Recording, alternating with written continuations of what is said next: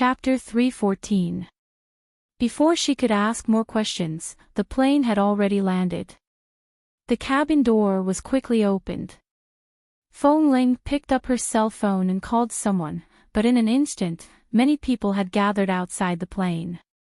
Even after getting off the plane, Mo Jingshan did not let go of Jin Wan's hand.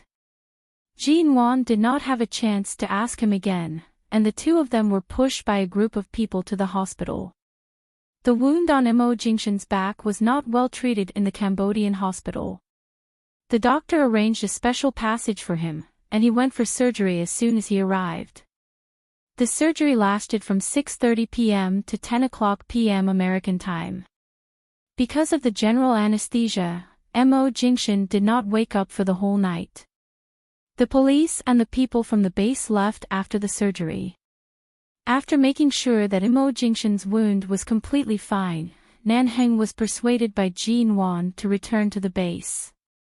Jin Wan was supposed to stay in the ward to take care of him, but because he had just had an operation, Mo Jingshan needed to rest in the sterile ward tonight and would not be allowed in until tomorrow morning. She couldn't go in now, so she stood outside the ward and looked at the man's pale but still handsome face through the huge glass window. Her mind kept replaying the scene of Mo Jingshan looking at her before the plane landed. Was it him?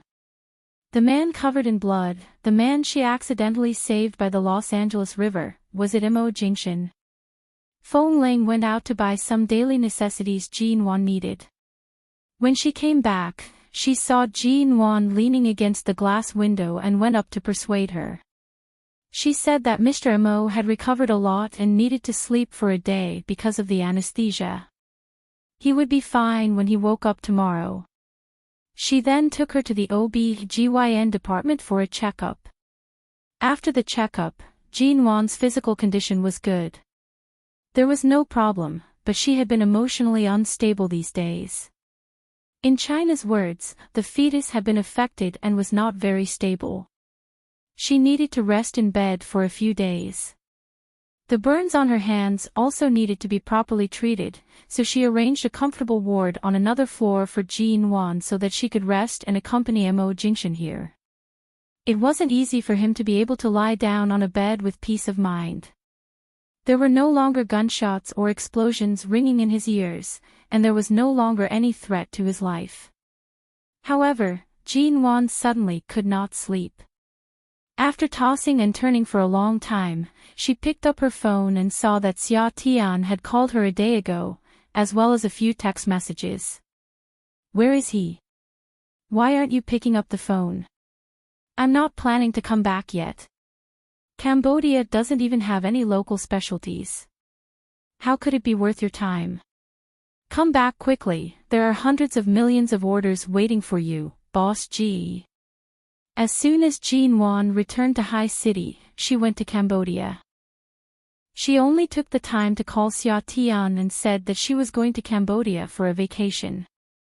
Xia Tian thought that she was under too much pressure from studying in T-City and allowed her to come out and play happily. This so-called vacation was really an unforgettable experience. Jin Wan smiled and called Xia Tian back. It was night in Los Angeles, but it was already morning in China. Xia Tian was in a meeting in the studio. After Jin Wan briefly told her about her schedule, Xia Tian hurriedly said that she was in a meeting and directly hung up. She put down her phone and lay back on the bed.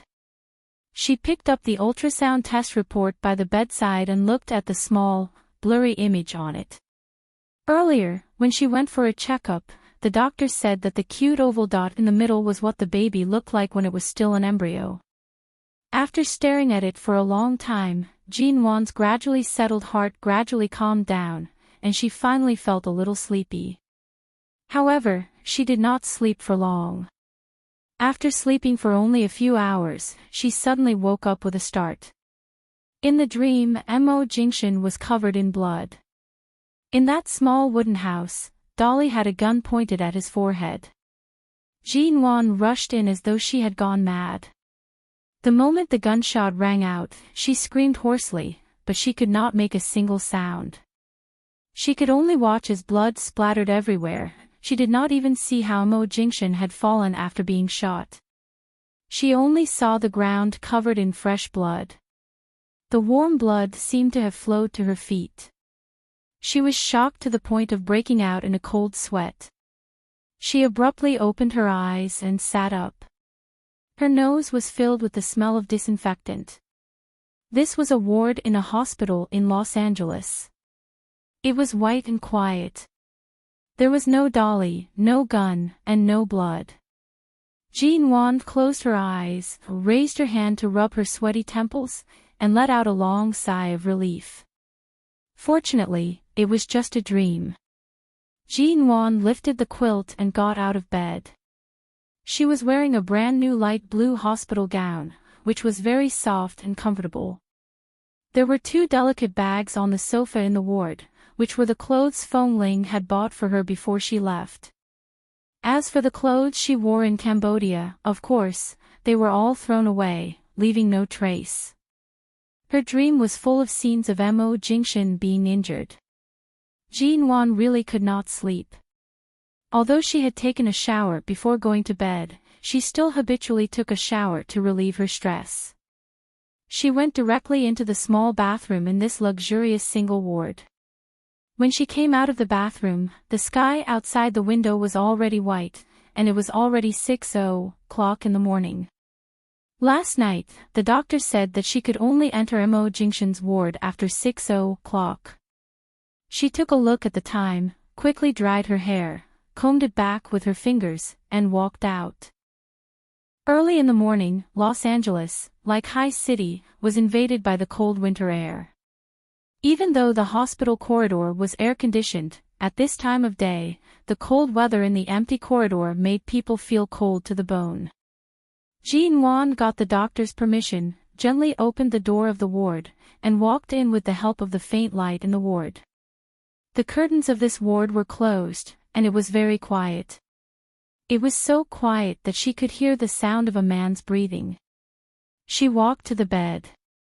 The light in the ward was not very bright. It was a relatively mild kind of cold light, but it was enough to clearly see the outline of the man's face, although it was half dark and not very clear. He was much paler and thinner than when he was in China. There was a light bruise on his chin, and the not-so-obvious bruise on his brow bone had not faded, but he was still incomparably handsome. In the bustling city of the United States, by the Los Angeles River. The young man lay upright on the white bed, sleeping deeply. His face was calm, and his hands were placed on both sides of the quilt.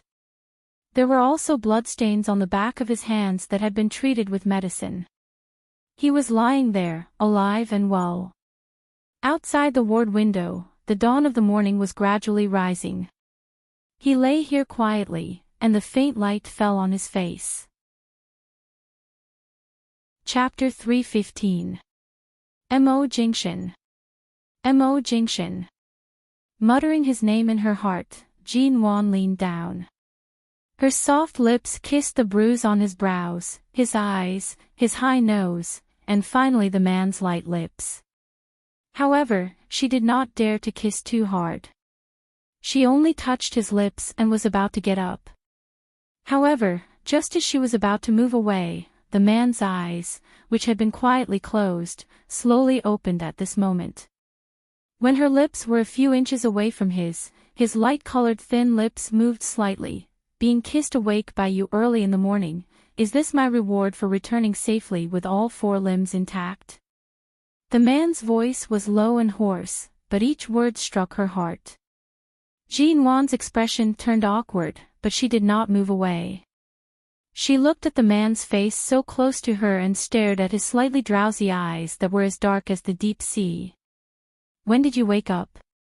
Mo Jingshan looked at her and chuckled softly. I just woke up. It's only 6:00 now. The doctor said that the effects of the anesthesia would only subside after more than 10 hours. Why are you awake now? The little woman leaning against the side of the ward was much thinner than when she was in T-City. Her chin was much sharper, and there were obvious dark circles around her eyes, a sign that she did not sleep well. Even though the lights were not too bright, her expression could not be hidden. He raised his brows slightly, speaking hoarsely. Not to mention that it's already been 10 hours, even if I had just been injected with anesthesia, I would still wake up if you kissed me like this. Jinwon smiled and was about to bring a chair over to sit by the bed to accompany him and take care of him. However, just as she was about to take the chair, she suddenly heard Mo Jingshan say, "Don't sit. Come over, lie down." Jinwon heard him move slightly, as though he was about to give up half of the bed to her. She rushed to turn her head. "Don't move. Your wound has already been repeatedly injured several times. Now that the surgery is finally over, you have to rest quietly. You can't move for the next few days. The dark circles under your eyes are so big that you can't hide them. You came here at 6 o'clock. Do you think you're an immortal who doesn't need to sleep and rest?" The man's tone was tainted with some of his usual instigation, and his eyes signaled her to come over. Jinwon could only walk back to the bed and sit down. "I've slept. It's just that what I've seen and heard these past few days was too intense. I have nightmares, and I might need some time to recover." "Are you still talking about me? You didn't eat or drink for a few days, didn't you?" "I just slept a little less. How am I a god?" Mo Jingshan ignored her sophistry. He clearly understood the changes in Jinwon's heart. She needed time to recover from the shock, and he couldn't just stand there and watch her be scared. "It's still early. You need to rest too. You'll have nightmares if you sleep alone. Just sleep here, okay?" He laid flat and didn't move as she said. His voice was patient and gentle as he coaxed her to lie down with him. Although this was a single bed, it was slightly larger than the beds in ordinary hospitals.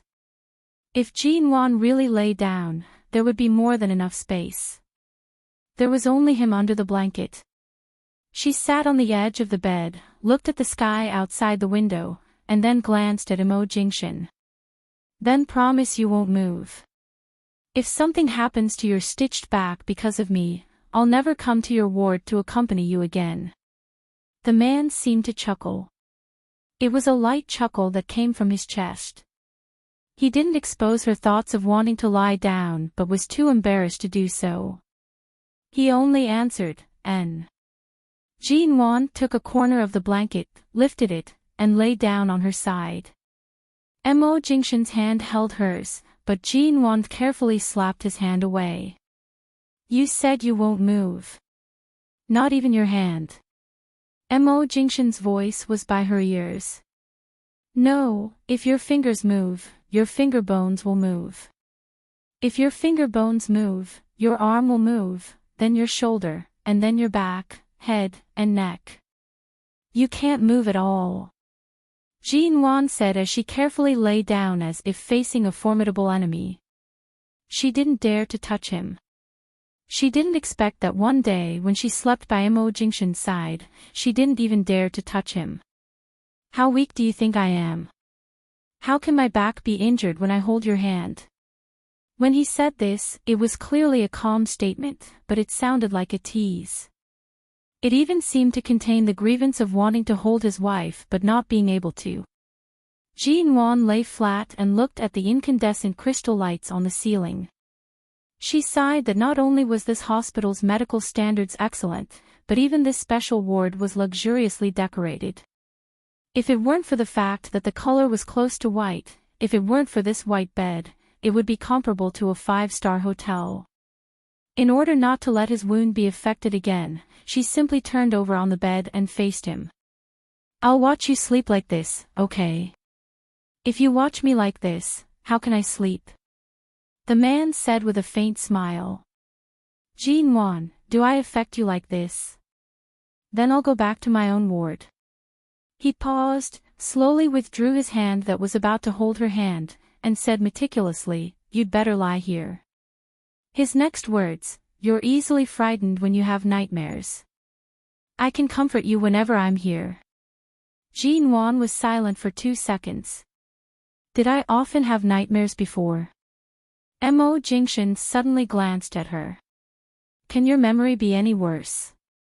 A few months ago, you had a fever and begged me not to leave. You trembled all over and couldn't wake up from the nightmare. Don't you remember? It seemed that there was such a thing. It seems that I haven't had those nightmares for a long time. She leaned against his side, carefully pressed her face against his uninjured shoulder, and spoke in a low voice. Mo Jingshan gazed at her for 2 seconds. Sleep. I'm here. Okay. Even though he couldn't move, he still slowly put his hand on hers under the quilt. There are not only peaceful countries in this world. As long as you want to experience it, you can find a country more chaotic than Cambodia at any time. What you see and hear in a war-torn country will only be more tragic than those. Take some time to watch more news about the war, and you won't have nightmares about the death of these fugitives. That blood is what they deserve, and they lost their lives. Human life is indeed very fragile. Living in a peaceful world, you should cherish this peace. Okay. Jin Wan knew that he was counseling her. She had heard that many people who left war-torn countries or some special disaster sites would go to a psychologist for counseling, so some people could never walk out of the bloody shadow of death. Her heart was not so fragile. Chapter 316.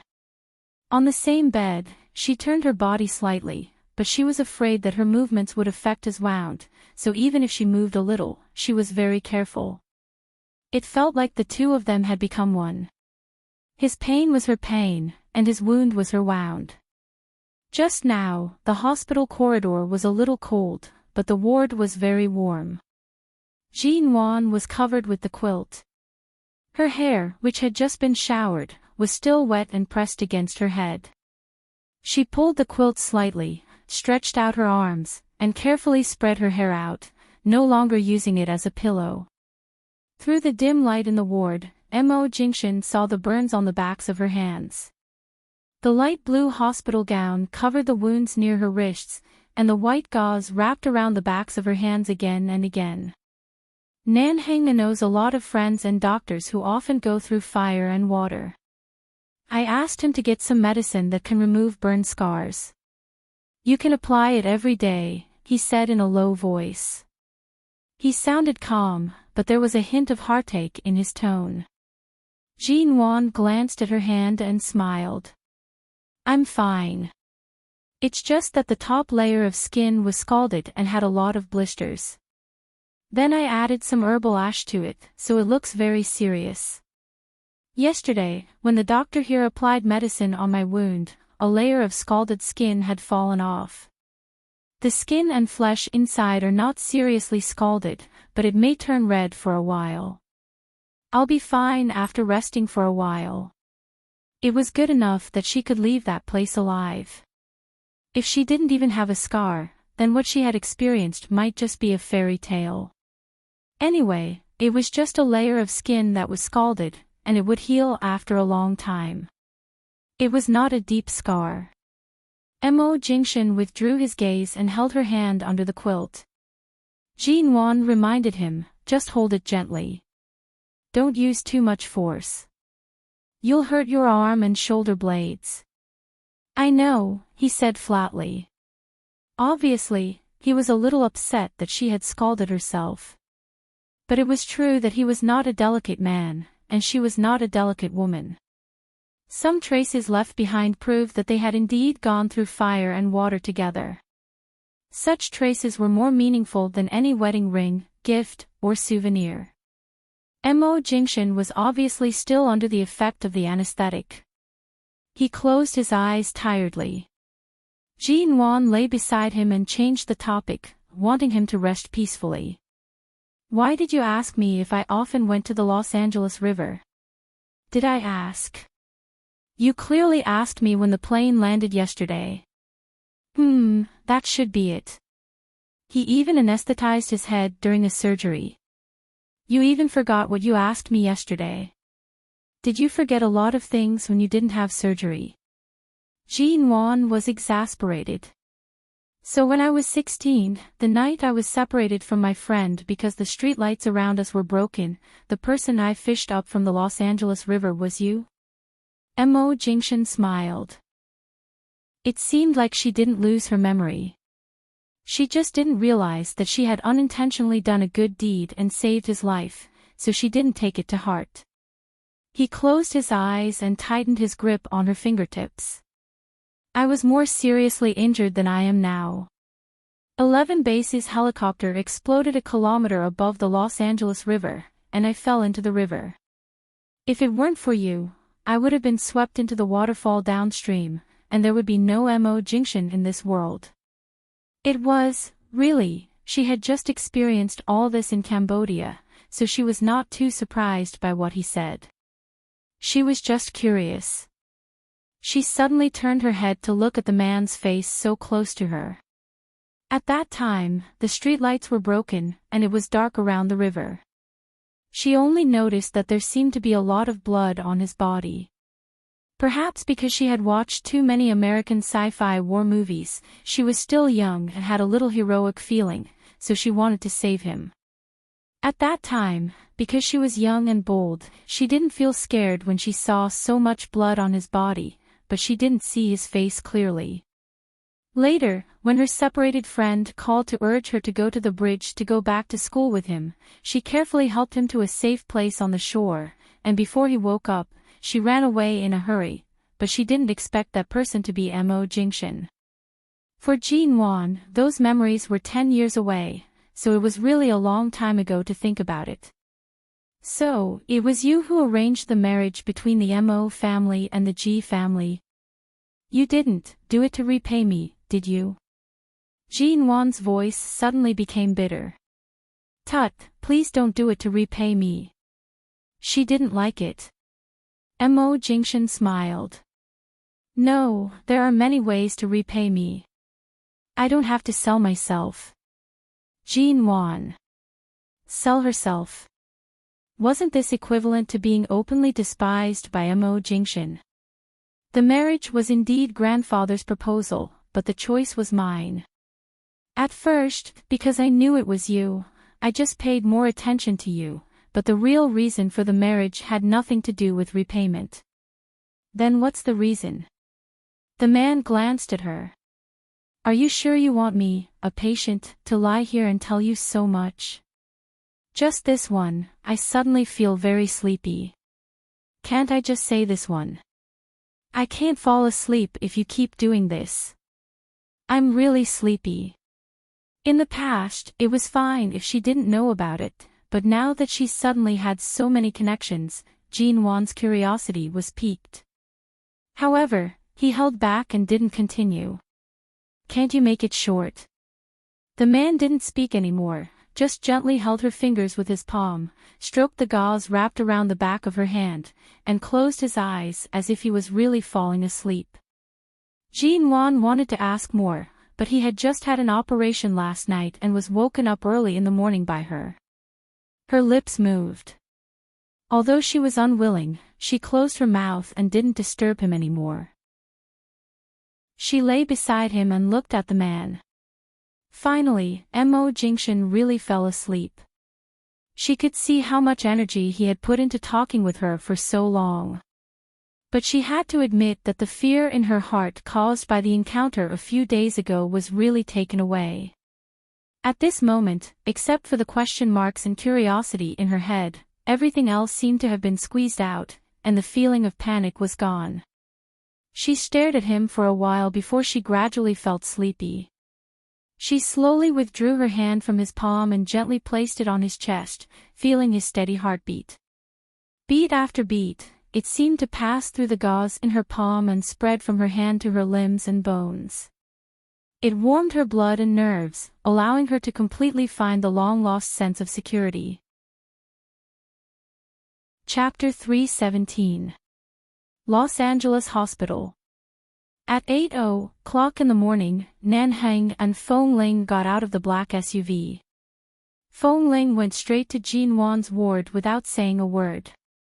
Nan Heng stood there, glanced at her back, raised his eyebrows, and smoked a cigarette at the door of the hospital before going in.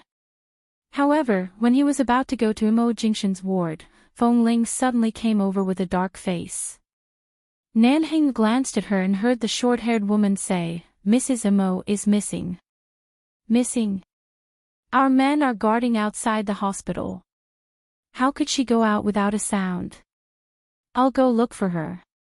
"Wait, don't rush," Nanheng said and pushed the door open to enter Immerse's ward. However, as soon as he stepped in, he suddenly paused and took a step back. He half-closed the door of the ward and turned to look at Feng Ling, who had yet to see clearly and had a strange look on her face. As if to make sure he didn't see wrong, Nanheng hesitated for 2 seconds before he pushed the door open and glanced at the bed.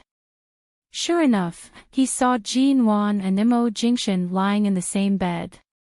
"Don't look for her." Nanheng sneered and signaled Feng Ling to look inside. Feng Ling glanced inside and her expression froze. She saw Jin Wan lying on her side carefully beside Immerse, her hand pressed against Immerse's chest through the quilt. Although Immerse was sleeping on his back, he looked particularly calm and warm. She probably came here as soon as the lockdown was lifted this morning. Nanheng glanced at the scene inside with a playful expression and was about to close the door and leave so as not to disturb the little couple's sleep. However, at this time, the man sleeping in the bed opened his eyes and glanced at the door. Jin Wan didn't sleep very well. Hearing the conversation outside the door, she woke up and looked at the door almost at the same time as Immerse. When she met Feng Ling's and Nanheng's eyes, Jin Wan was still a little sleepy and dazed. After 2 or 3 seconds, she sat up and almost forgot that there was an injured man beside her who couldn't move. The moment her hand pressed against Immerse's arm, she hurriedly withdrew it, looked at the door, and then at the man who was still very calm when he woke up. On the contrary, it was as if she had been caught red-handed in bed. She could have slept by herself, but she ran to her husband's ward and slept on the same bed as him. It was really awkward. Seeing that they were awake, Nanheng smiled and pushed the door open. Feng Ling stood outside the door, hesitated, and then turned to walk out with the phone. "You came at 6. Nanheng took a look at Jin Wan. "I didn't sleep well last night and woke up very early, so I came over at 6:00. Jin Wan was about to get off the bed when her hand was held by the man on the bed. "Don't mind him. Go to sleep." Immerse's tone was mild and calm. Jin Wan.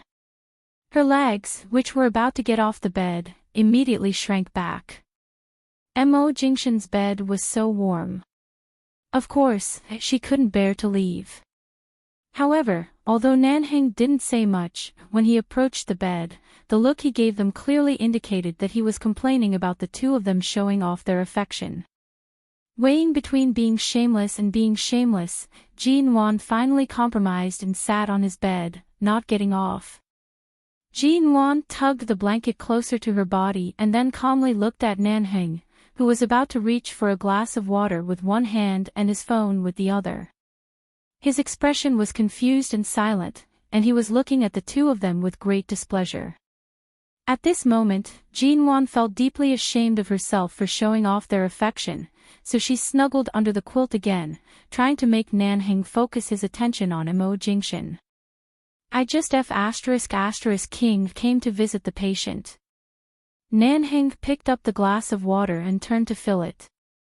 After drinking half a glass with an ugly expression, he turned to see that Jin Wan had almost snuggled into Immerse's arms. Nanheng, this time, it was not Jin Wan who wanted to lie down, but Immerse saw that 2 buttons of her hospital gown were accidentally undone when she slept, revealing a small part of her collarbone and skin, and signaled her to lie down and cover herself with the quilt with his eyes. When she finally lay down again, Jin Wan turned her face away, trying not to look at Nanheng's expression, but Immerse held her hand very firmly and had no intention of letting go. Although their hands were both under the quilt, from the outside of the quilt, they could tell what was going on. Jin-won raised her head and mouthed to him, "Let go of me first." Mo Jingshan glanced at her cheeks and bright eyes that were a little tight because of embarrassment. His lips curved beautifully, and he mouthed to her, "No." Jin-won. Because he was injured, she didn't dare to push or struggle away from his hand too hard. At this time, Nanhing glanced out of the door of the ward. Seeing that Feng Ling was nowhere to be seen, his face darkened. Hearing the sound of the cup being slammed down, the two of them paused and looked at Nanheng at the same time. Nanheng resisted the urge to smash the cup on Mo Jingshan's face and said coldly, "You too, be careful.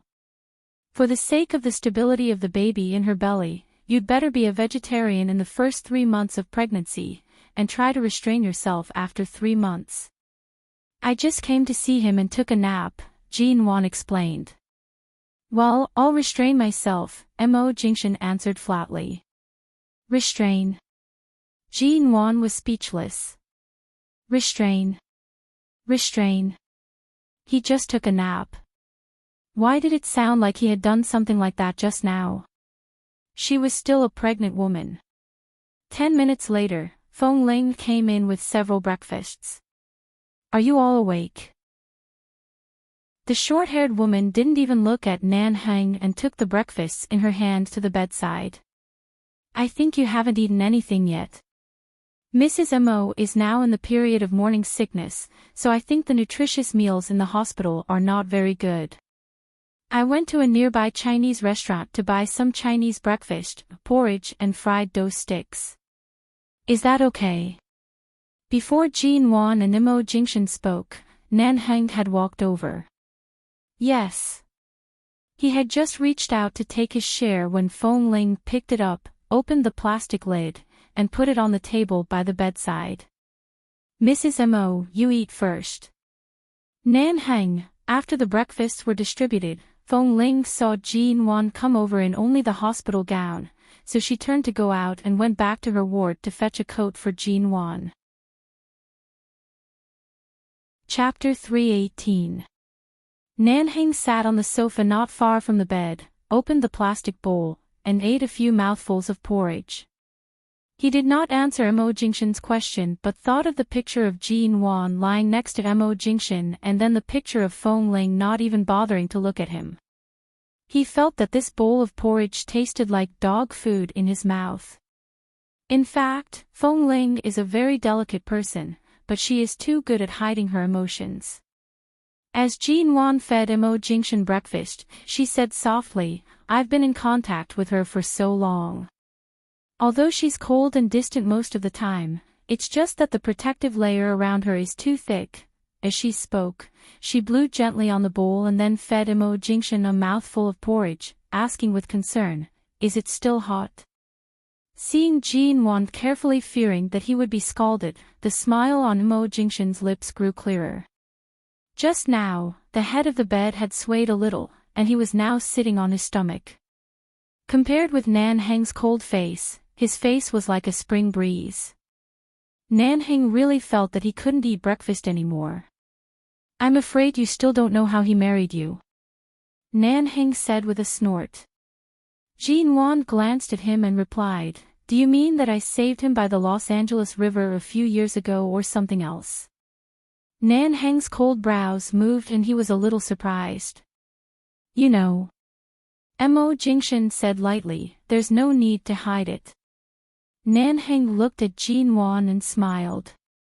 "Aren't you afraid that he married you to repay a debt of gratitude?" Jin-won. He said no. Mo Jingshan glanced at him coldly. "You can't control your own woman and can't bear to see me live a peaceful life, so you want to take the opportunity to sow discord." Nanheng sneered, leaned back on the sofa like a master, and casually put his hands on the back of the sofa. Looking at the two people on the sickbed, one feeding and the other eating, he sneered and said, "What do you like about this once arrogant and domineering first miss?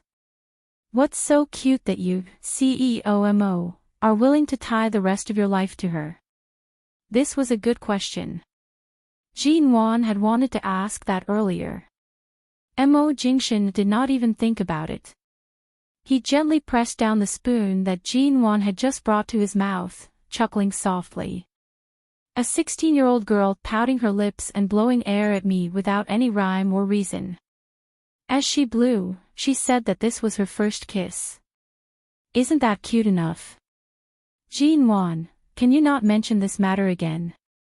From the perspective of her age, he was clearly AF * king retard. Nanheng rolled his eyes. Is this F * king cute?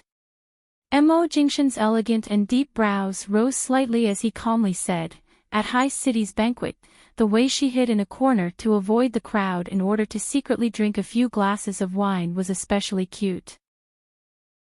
When she heard that they were going to get married, she stopped her father's car on the street and argued that she wouldn't marry anyone she didn't love was especially cute. In order to escape from the wedding, she used a pair of scissors to poke 10 to 20 holes in her dress was especially cute.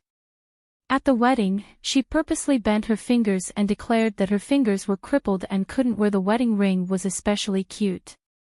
After the wedding, she was so angry that she refused to throw the bouquet and hid backstage to vent her anger on the flower petals. Jin Wan, she suddenly wanted to find a hole to hide in.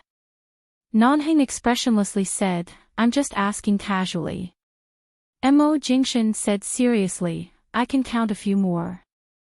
Nanheng remained expressionless. Save it for when your wife is 3 months pregnant. Go back to your bedroom and count them. Mo Jingshan looked at him with pity. Didn't you want to hear it just now? Nanheng remained expressionless. I'm about to throw up from the few mouthfuls of porridge I just ate. Don't talk about it. Thank you. Seeing that this topic had come to an end, Jin Wan tested the temperature of the porridge in the bowl, scooped a spoonful, and brought it to Mo Jingshan's mouth. When the man looked at her, she pursed her lips and said with a hot face, no wonder the Mo family flew a new wedding dress from France right after I destroyed it. So you saw it. Mo Jingshan immediately smiled.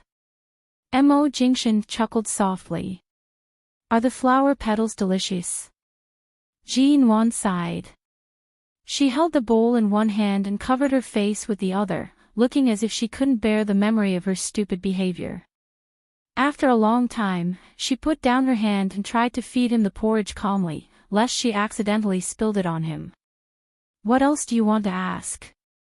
Mo Jingshan raised his lips and took a look at Nanheng. At the same time, he slowly raised his hand and pushed a strand of hair from Jin Wan's cheek behind her ear. Jin Wan hurriedly turned her head slightly to avoid his hand. Don't move your hand. Mo Jingshan smiled and put down his hand. Nanheng waved his hand on the sofa, looking as if his heart had been devastated 10 times. I've been your brother for so many years, but you haven't even praised me once. Did this woman blow a breath of fairy air to you? Is she F * king beautiful when she drinks wine and eats petals? The corner of Jin Wan's mouth twitched. She didn't care about fairy air. But her behavior was really seen by Mo Jingshan. She really wanted to disappear on the spot. She was going to lose face. Before she fled, Nanheng answered a phone call and left. Jin Wan continued to feed him porridge, and Mo Jingshan continued to eat cooperatively. The ward was so quiet that one could hear a pin drop. Only the little woman's embarrassed expression didn't match the silence. Mo Jingshan took a look at her. Jin Wan also took a look at him, then put down the bowl and cleared her throat. What you just said is true. Then, what on earth do you like about me? Mo Jingshan looked at the porridge that she had taken away and lowered his eyes to think. You can also understand that I'm bewitched by your beauty. Jin Wan resisted the urge to roll her eyes. There are so many beautiful women out there. Even a small celebrity from the entertainment circle would have a certain level of beauty. Do you have to describe yourself as so shallow? The man smiled. Who told you to be so beautiful? Jean Wan's heart was trembling from his smile. She couldn't talk to him anymore. She really couldn't talk to him anymore. She really couldn't flirt with him anymore. Jean Wan's first reaction was to blush and her heart beat faster. She really couldn't stand this big boss who was said to be cold and unapproachable to be flirting with her seriously. After a few seconds, she calmed down a little. My reason tells me that what you've seen and heard about me must be more than that. When on earth did you find out that I was that person? At that time, the street lamp was broken, and I couldn't see clearly, let alone you who couldn't even open your eyes. Chapter 319. Jean Wan, Mo Jingshan's smile faded. My life is yours. My body and mind are also yours. If you dare to abandon me now, won't your conscience hurt? Jean Wan, she abruptly put down the bowl of porridge, pulled up the blanket on the bed, and covered his face.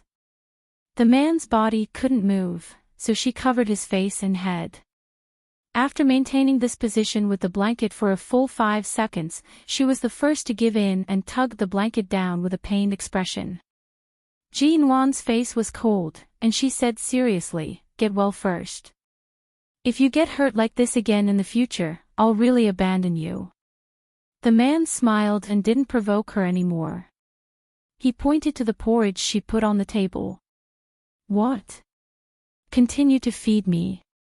For the rest of the day, many of the little brothers of 11 Base came to the hospital to visit behind Nanheng and Feng Ling's back, but not everyone could enter Mo Jingshan's ward, not even the people of 11 Base. Jean Wan received the call and went down to pick up those little brothers. When Nanheng suddenly came back and glared at them, the little brothers expressed their sympathy and prepared to leave dejectedly. Before leaving, one of them suddenly said with emotion, "Mr. Mo, I wish you good health and a happy married life. Because Mrs. Mo is really a good person." Mo Jingshan, who sat quietly on the bed, was not affected by the liveliness here at all. His handsome face was calm, but he raised his eyebrows because of these words. The little brother pointed in the direction of the distant Cambodia. Previously, when we were in Cambodia, Mrs. Mo not only cooked for us, cleaned the house, but also washed our socks. We've been single for more than 20 years, and it was the first time a woman washed our socks. I couldn't bear to wear them. The moment Mo Jingshan heard this, Nanheng directly kicked his butt and chased them out. Get out. They left, and the ward was quiet for a moment. Mo Jingshan turned his eyes to Jean Wan. Wash socks. Who ordered you to do it? Without waiting for Jean Wan to answer, he turned his eyes to Nanheng. Don't look at me. I don't even believe that eldest Miss Ji can cook. How could I let her do this? Nanheng felt that it was necessary to make those brats run 50 laps around the base after they returned. She's too worried about your safety. She's afraid that she'll let her imagination run wild and find something to do. Jean Wan coughed. I did do it myself. There's no need to mention this kind of thing. Just now, they were just joking. In fact, I didn't wash many pairs. I was just doing it out of courtesy. Otherwise, I'll feel bad if I eat, live, and be protected by them. Nanheng snorted. Those brothers whose socks you've washed may face the fate of being target practice by a group of newbies from today onwards. You may feel even more apologetic. Jean Wan. I don't think so. Nanheng coldly raised his brows and pointed at Mo Jingshan on the bed with his chin. If you want them to be spared, you have to plead for them. Based on what he said, it wouldn't be good if she didn't plead on his behalf. Jean Wan turned her eyes to the bed. Mo Jingshan indifferently glanced at Nanheng. If you continue to use moral coercion on her, I'm afraid those brothers of yours will become targets for 2 years. Last night, Jean Wan went to the gynecology department for a checkup too late, so there were some other items that she did not check. Jean Wan was called to the consultation room by the doctor. In the ward, Nanhing tossed his phone onto Mo Jingshan's bed. A private message appeared on the screen. The Su family received the news last night. The moment you entered the operating room, they came. With Officer Ents around, they weren't able to enter the hospital. However, after Su Shui was forcefully brought back to America, she must have been frightened by the way the people at the base punished her. It said that she's been locked up at home and her mental state isn't good. The Su family is still brooding over this matter and wants an explanation from you.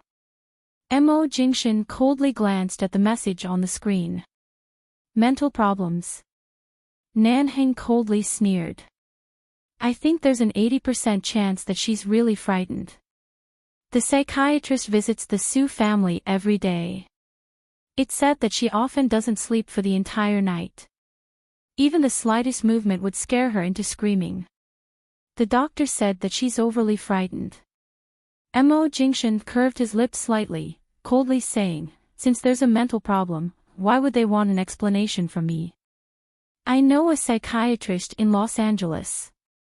If they need it, send someone to send her to a mental hospital and treat her. How was this treating her? Mo Jingshan clearly wanted the Su family to lock Su Shui up at home. Now, he wanted to lock her up in a mental hospital. However, what Su Shui did to Jean Wan in T-City, if not for Elder Su's face, Su Shui most likely would have lost her life. Elder Su already knows that you've returned to America, Nanhing said. Are you going to pick up his call? Mo Jingshan's expression was indifferent. No. Late at night, Los Angeles was even colder than the north of China. The wind was biting. In the Su family in Los Angeles, the window of the bedroom on the upper floor of the villa was wide open. A young woman sat by the window, facing the cold wind, holding a glass of red wine in her hand. She took a sip and looked at the stars and moon in the sky. Her ears were filled with the conversation she occasionally heard when she went downstairs during the day. Mo Jingshan has returned to America. He's in the hospital, but he can't get in. The police and another group of people are guarding the hospital very strictly. We just want to take advantage of his rare return to America to make up for what Shui has done. Our Shui only went to T-City to seek justice for her cousin.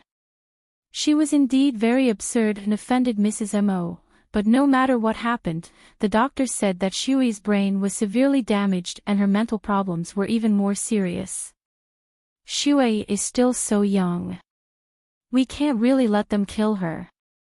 Elder Su, no matter what, Shui is your grandniece. She did this for Jilan. Now that Mo Jingshan refuses to see her, you should at least step forward and speak for her. Since Mrs. Mo is unscathed, why would they destroy Shui? She is less than 20 years old, a few years younger than Jilan. The Su family has been friends with Shine Group for so many years and has a relationship with the base. Besides, Jilan used to be engaged to Mo Jingshan, so she can help him. I think it's better for you to solve this problem. Su Jilan gently swirled the red wine glass in her hand and slowly took a sip. Not long after, she became slightly tipsy. Her watery eyes slowly turned to the room and looked at the photo frame on the white shelf beside the bed. In the past 2 years, in order to prevent her from going to him, Grandpa had grounded her and forbade her from leaving Los Angeles or America. Chapter 320. She spent the whole day in Mo Jingshan's ward. At 4 or 5 o'clock in the evening, a doctor came to give Mo Jingshan an anti-inflammatory injection, and Jean Wan returned to her ward. Hospitals in the United States did not advocate injections, but Mo Jingshan's back and head wounds were deep, and he had just had an operation, so he needed continuous anti-inflammatory treatment to prevent infection, so he had to have 2 bottles of intravenous drips. However, the speed of intravenous drips was much slower than in China. It was said that this would reduce the possibility of the drug destroying the human body's resistance. After waiting for more than an hour, a bottle of medicine was not even 1/3 used up, so Jin-won didn't go back and fell asleep in the ward. When she woke up, it was already midnight, and she was awakened by the ding sound of a text message on her cell phone. She guessed that if she didn't sleep by Mo Jingshin's side, she would really have nightmares. Just now, she dreamed of blood again, but this time, it was not Mo Jingshin but herself who was injured in the blood. Jin-won opened her eyes with a jerk and sat up. The ward was quiet and dark. She turned to see the screen of her cell phone on the bedside and immediately picked it up to check. Usually, only Xia Tian and Xiao Ba liked to send her messages when they were not busy. She thought it was another call from the studio in High City. But the sender was not a number she was familiar with, but a string of foreign numbers. She received not a text message but a photo. Jin-won hesitantly stared at the photos, stretched out her finger, and clicked on the photos to enlarge them. There were 3 photos. The first one was of the famous Beverly Hills in Los Angeles. Under a row of distinctive European-style buildings, a black limited edition Porsche was parked. The man opened the door and threw something back into the car, and the young woman stood beside him, waiting patiently and leaning her head gently on his back, making an inadvertent posture of snuggling up to the man. This scene was captured in the photo, and the moment she leaned close to him, the sweetness seemed to overflow from the photo. Although the man in the photo had his back to the car door and his expression could not be seen, Jin-won recognized that it was Mo Jingshin. The young woman's smile was bright and flamboyant. When leaning against his back, she seemed to know that someone was taking the photo and happily raised her hands into a V shape, smiling happily in the direction of the camera. The second picture was not taken. Looking at the slightly blurred pixels, it should be a picture taken from a surveillance camera. In the picture, Mo Jingshin had just stepped out of the elevator. From the scene, it seemed to be the elevator of a private apartment in Los Angeles. The opposite door was open, and a young woman came out in a bathrobe. Her hand was in the crook of the man's arm, and half of her body was leaning against his arm. Their posture looked very intimate. The man's face was not in the picture. He was wearing black trousers and a black shirt. It seemed like he had just returned from outside and returned to the home where he lived with his lover. The third photo was a photo of an engagement ceremony. It seemed like the staff of the hotel or somewhere had taken the photo from a distance. The floral decorations and dreamy scenes of the ceremony were all captured in the photo. At the end of the red carpet and flowers, the door of a Rolls-Royce limousine opened. On the red carpet, a tall and slender man in a black suit stood silently without any expression on his face. A young woman got out of the car and walked towards the man. Although the man and woman in the photo were very small due to the background, the moment the woman lifted her skirt and the diamond engagement ring on her hand was captured in the photo, these 3 photos. If Jin-won understood correctly, the woman in the photo was the so-called former fiancé of Mo Jingshin. What was the purpose of the person who sent her these photos? Not to mention that Mo Jingshin had explained to her about the engagement in the United States a long time ago and had personally solved it. Jin-won had only expressed her dissatisfaction at being kept in the dark by Su Shui, but she had never distrusted Mo Jingshin. Besides, she had just experienced a life-and-death situation with Mo Jingshin. These photos were taken many years ago, and the person who sent them to her at this time was too obvious. But who on earth was the person who sent her these photos? Was it the woman in the photo or some busybody?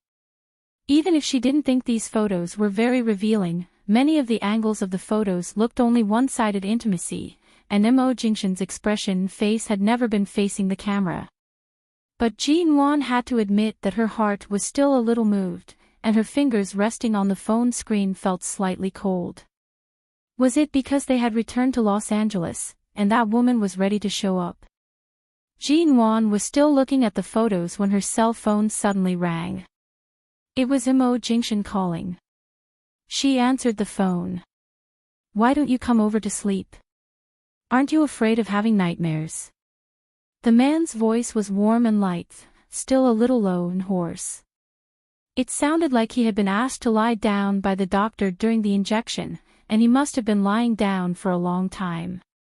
Jean-Wan slowly rubbed her hand on the phone, saying, "You just had an operation.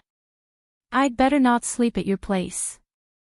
I'll sleep there in a few days when your wound is better." Just now, when the doctor knew that I slept at your place in the morning, he specially said that your wound and the operation wound need some time to heal, and you can't make any violent movements. I'm just sleeping with you. How can I make any violent movements? The man chuckled. Jean-Wan, the doctor just reminded me. He doesn't want me to disturb your rest. Well, if you don't come over, I'll go over to accompany you now. No, no, no. You can't move or get out of bed now. Jean-Wan hurriedly lifted the quilt and got out of the bed.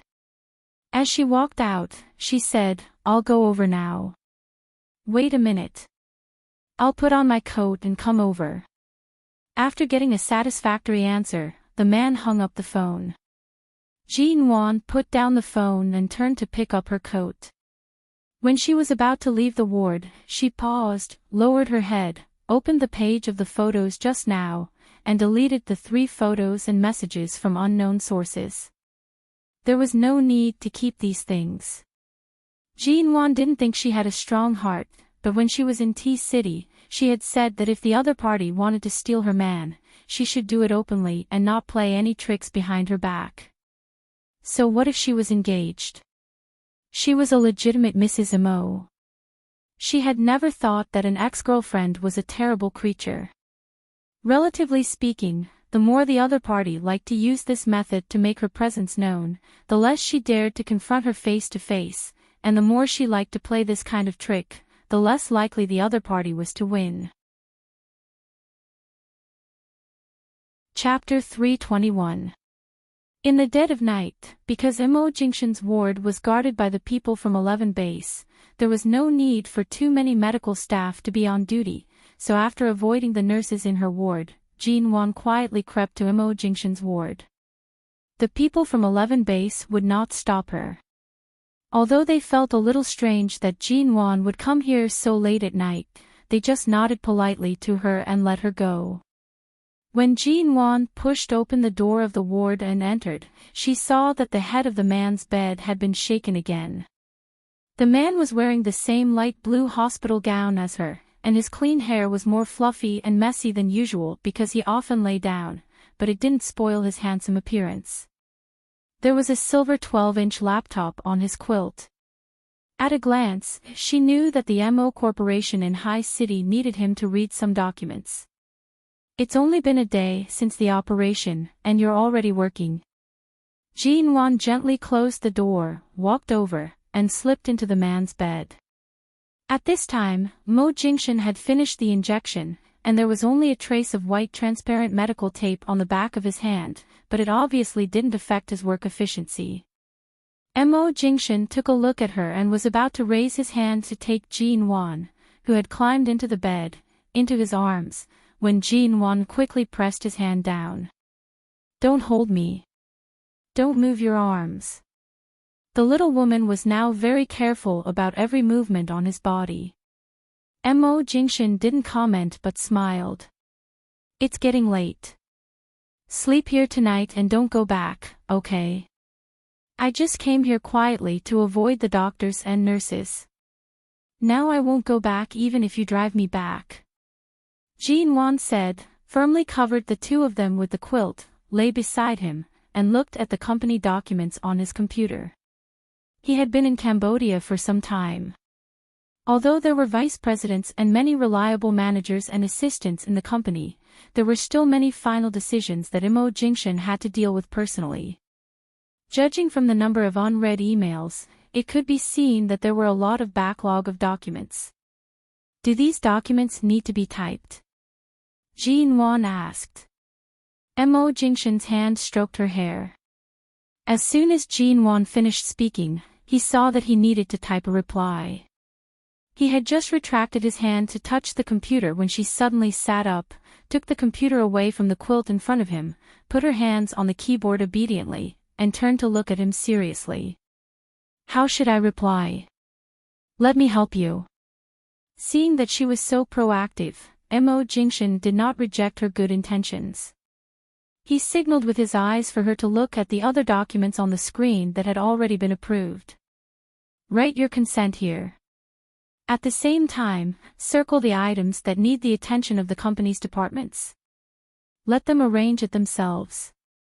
As Jean Wan listened, she quickly typed and highlighted the key points. Half an hour later, there were more than 10 pages of documents. Some required approval, while others required approval or rejection. Previously, when she was in the studio, she sometimes had to face the planning documents submitted by the subordinate departments. However, facing the various documents of such a big company like the MO Corporation, she really felt like an emperor reading the memorials to the throne. The ward was very quiet. Occasionally, a white light flashed on the computer screen when a new email was opened and refreshed. One of them approved the documents on the computer, and the other taught her how to deal with the planning and changes of the various departments. Although Jean Wan had a deeper understanding of some decision-making than before she went to T-City, at this moment, such tacit understanding made her feel particularly hard-won. Usually, in High City, Mo Jingshan was so busy that he almost didn't have a holiday on weekends. Now, while he was injured in the hospital, he could still teach her how to deal with these matters step by step. The next morning, when Nanheng entered the ward, he saw Jean Wan sleeping on Mo Jingshan's bed again. What was more, Jean Wan had obviously come last night and didn't go back to her own ward to sleep. As soon as Nanheng arrived, Jean Wan woke up and slipped out with an embarrassed expression, saying that she wanted to go back to her ward to wash up and brush her teeth. Seeing Jean Wan run away, Nanheng walked in with an expression as if he hadn't slept last night. He pulled a chair over and sat by the bedside, saying, "Elder Su called me last night, and Su Shui's parents went straight to their house to make a scene, asking Elder Su to plead for their daughter. Now that you've turned off your cell phone and are living in the hospital leisurely, accompanying your wife every day, kissing, hugging, and playing romantic games. Elder Su knows about my relationship with you, so he directly came to me. Last night, he called me several times in the middle of the night, causing me to not sleep well last night. By the way, Su Shui's parents are influential figures in the Swan Group. Now they are almost breaking their legs for their daughter, and Elder Su often avoids them. Their dispute has been going on for a long time. Now that you've returned to the United States, it's clear that things have escalated to a certain point. If they don't see you in person, they may directly come to the hospital to make a scene." Nanheng looked thoughtfully at Mo Jingshan, who was expressionless, leaned back in the chair, picked up an apple on the table next to him, and took a bite. "I don't think the Su family will give up so easily. Su Shui's parents want to make a scene purely to protect their daughter. But Elder Su, who has never stirred up trouble, now wants to take this matter on his head. Clearly, he has ulterior motives," Mo Jingshan said mildly. Nanheng pondered for a moment. "Indeed, Elder Su is here for you. You've been suppressing him for so long, and not long ago, you made a hard plan to restrict the Su family. In the end, Elder Su hasn't even seen your face. An old man who has been all-powerful in the American-Chinese business world for many years definitely won't be convinced. Besides, he still has a precious granddaughter who can't forget about you." "All-powerful?" Mo Jingshan smiled. For 100 years, the Chinese business circle in the United States has been either black or white. It's not like you don't know which side is behind the Su family's business.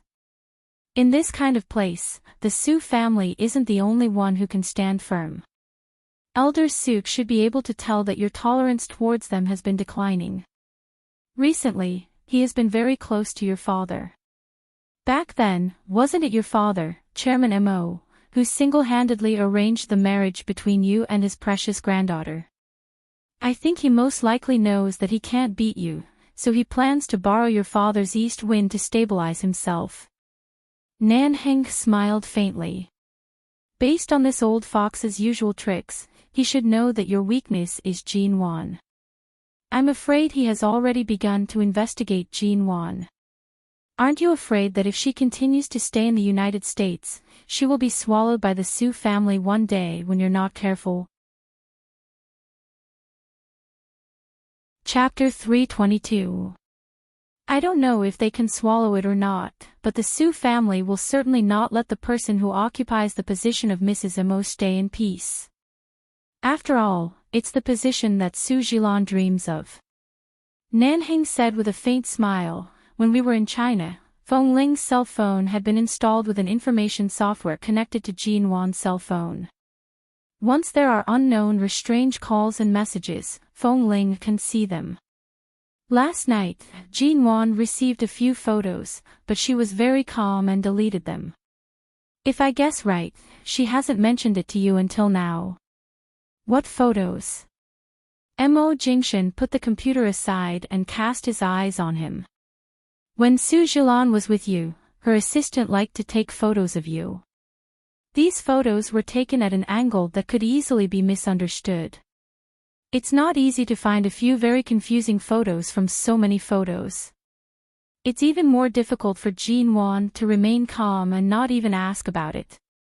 Mo Jingshan's cold eyes swept over him, making Nanheng feel a chill on his back. Obviously, he was not in the mood to keep him guessing. Photos, Mo Jingshan said in an unkind tone. Hearing this, Nanheng knew that Mo Jingshan was used to compromise on Jean Wan, so he didn't beat around the bush and threw the cell phone to him. These 3 photos. If I remember correctly, when Su Jilan ran away from home because of a conflict with her grandfather, she lived alone in the apartment. At night, she called you and said that the water heater at home was broken and asked you to help her check it. That night, she was going to leave you there, but you came back in less than half an hour. I've been curious about this for many years, but I haven't found a chance to ask you. Did you touch her at all that night, or too fast? Nanheng said this with a smile in his eyes, obviously teasing. Mo Jingshan looked at the photos on the cell phone and coldly spat out 2 words, I didn't touch her. For her to be able to keep a screenshot of you entering her apartment's hallway till now, it shows that her heart hasn't cooled even now.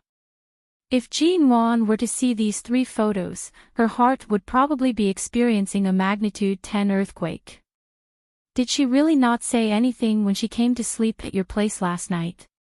Mo Jingshan thought of the scene last night when Jean Wan helped him deal with the documents here until late at night, and his eyes darkened. He turned off the cell phone and glanced at the door that Jean Wan had just closed when she walked out. Jean Wan did not return to Mo Jingshan's ward. After washing up, she called Feng Ling to go to the commercial street opposite the hospital to relax. Although the doctor had told Jean Wan to rest in the hospital, she was allowed to simply go shopping. After all, Jean Wan was not injured, and it was good for her body and the child to go out for a walk occasionally. Besides, Feng Ling had seen the photos Jean Wan received last night. When Jean Wan called her, she immediately came to take her out of the hospital. It had been a long time since he had been to the United States. Other than some small shops and small buildings, the streets of Los Angeles had not changed much. It was already a mature international city, unlike China, which was still fully developing, had many investment and business opportunities. The hospital they were staying in was a large, professional, and well-equipped private hospital in Los Angeles. The hospital was located near downtown Los Angeles, very close to the busiest commercial street here. This time, their return to the United States was very sudden, and they didn't bring many clothes back. Jean Wan bought a thick, wet white cashmere coat for herself and a black cashmere coat for Mo Jingshan in accordance with the same cold season in Los Angeles and High City. One black and one white, she made them look like a couple. She also bought some other clothes that she needed to wear frequently. After they were tired, they passed by a milk tea shop. She couldn't drink anything now, let alone touch milk tea or coffee. Seeing that there was warm milk in the shop, the two of them took their bags and sat down in the shop. Feng Ling accompanied Jin Wan all the way and didn't urge her to go back to the hospital early. If she wanted to come in and sit for a while, she would accompany her. If she wanted to drink milk, she would buy it for her. In short, if Jin Wan could digest those hidden unhappy emotions in such a calm way, she would accompany her more, in case she had nowhere to vent and kept calm. Jin Wan sat by the window in the milk tea shop. Feng Ling helped Jin Wan line up to buy milk and then went to the other side to buy a small cake. Jin Wan sat at the table, drinking milk and looking at her cell phone. It didn't take long before she felt as if someone had been staring at her. She turned to look out, only to see a young woman in a blue custom-made coat standing by the roadside near the overpass. Her eyes fell accurately in Jin Wan's direction through the window. The moment their eyes met, Jin Wan recognized the woman in the blue coat. It was the woman in the photo last night. She came so quickly. Jin Wan raised her eyebrows. Growing up, she had met all kinds of socialites and daughters in the circle, as well as Ji Mengran, who had always been scheming against her. She had been used to so many troublemaking and restless women. She had thought that a woman who had a past with Mo Jingxian would at least be someone who could stay calm. At least, her character and means should be several levels higher. However, to her surprise, the other party didn't seem to have much patience. The woman in the blue coat saw that Jin Wan had looked this way and that Feng Ling, who usually accompanied her, was not sitting opposite her. After a moment of silence, she came over, walked into the milk tea shop, opened the door, and went straight in this direction. At such a close distance, their eyes met. Jin Wan slowly drank the hot milk in the cup. There was a little sugar in the milk, which was sweet but not greasy. It was so delicious that she didn't want to put down the cup. She glanced indifferently at the woman in the blue coat. The woman was about to come over when she suddenly turned to look at Feng Ling, who was lining up in the suite area. After a moment of hesitation, her eyes fell on Jin Wan again, saying, "Miss Ji, do you want to go to the bathroom with me?" Jin Wan looked at her. This beauty in blue did not just want to go to the bathroom. Her face was full of, "I want to talk to you about a day of fighting." She was not stupid. How could she accompany a woman who was a threat to her to avoid Feng Ling's sight? Besides, she was drinking here. Why should she accompany her to the bathroom? Chapter 323. Su Jilan had heard from Su Shui that Jin Wan was not someone who could be easily controlled. Seeing that Jin Wan wouldn't stand on the passive side at all, Su Jilan pondered for a moment and then walked over. Jin Wan raised her eyes and said lightly, "Jin Wan." Because of her initiative, the other party smiled politely at her. Su Jilan. What a friendly way to start a self-introduction. Was her surname also Su? Jin Wan asked calmly, "Is Su Shui yours?" Cousin. Su Jilan's appearance and temperament were both beautiful and aggressive. She was about 1.66 meters tall and wore high heels. Her oval face had a small pointed chin, which made her look even more beautiful. She was wearing a white t-shirt, trousers, and a blue coat. Her hair was permed into a casual and generous light wavy style, which fell behind her shoulders. Standing here, she had a proud and superior temperament and was unrestrained in her beauty. At first glance, one could tell that she was a very flamboyant person. Jin Wan nodded in understanding and slowly uttered a word, "Sit." Then she picked up the glass of milk and took another sip. "There's no need to sit. If it's convenient for you, Miss Ji, let's talk somewhere else." Su Jilan glanced at Jin Wan drinking milk. She had never heard that Jin Wan liked to drink milk, and this was a milk tea shop. It was strange that she would choose pure milk here.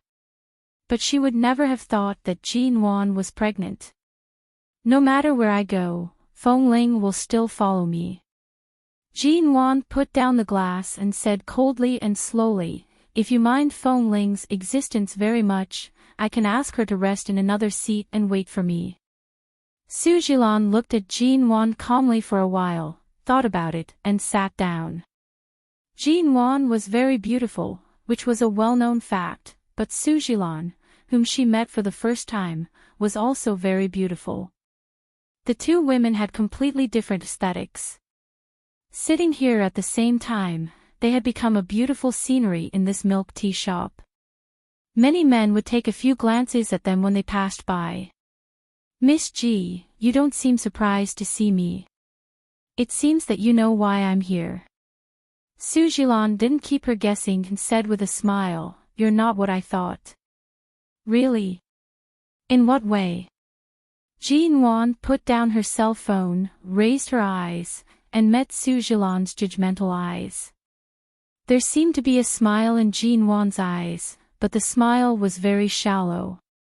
"Su Jilan, a lot. Temperament, character, and attitude when you see me, and so on."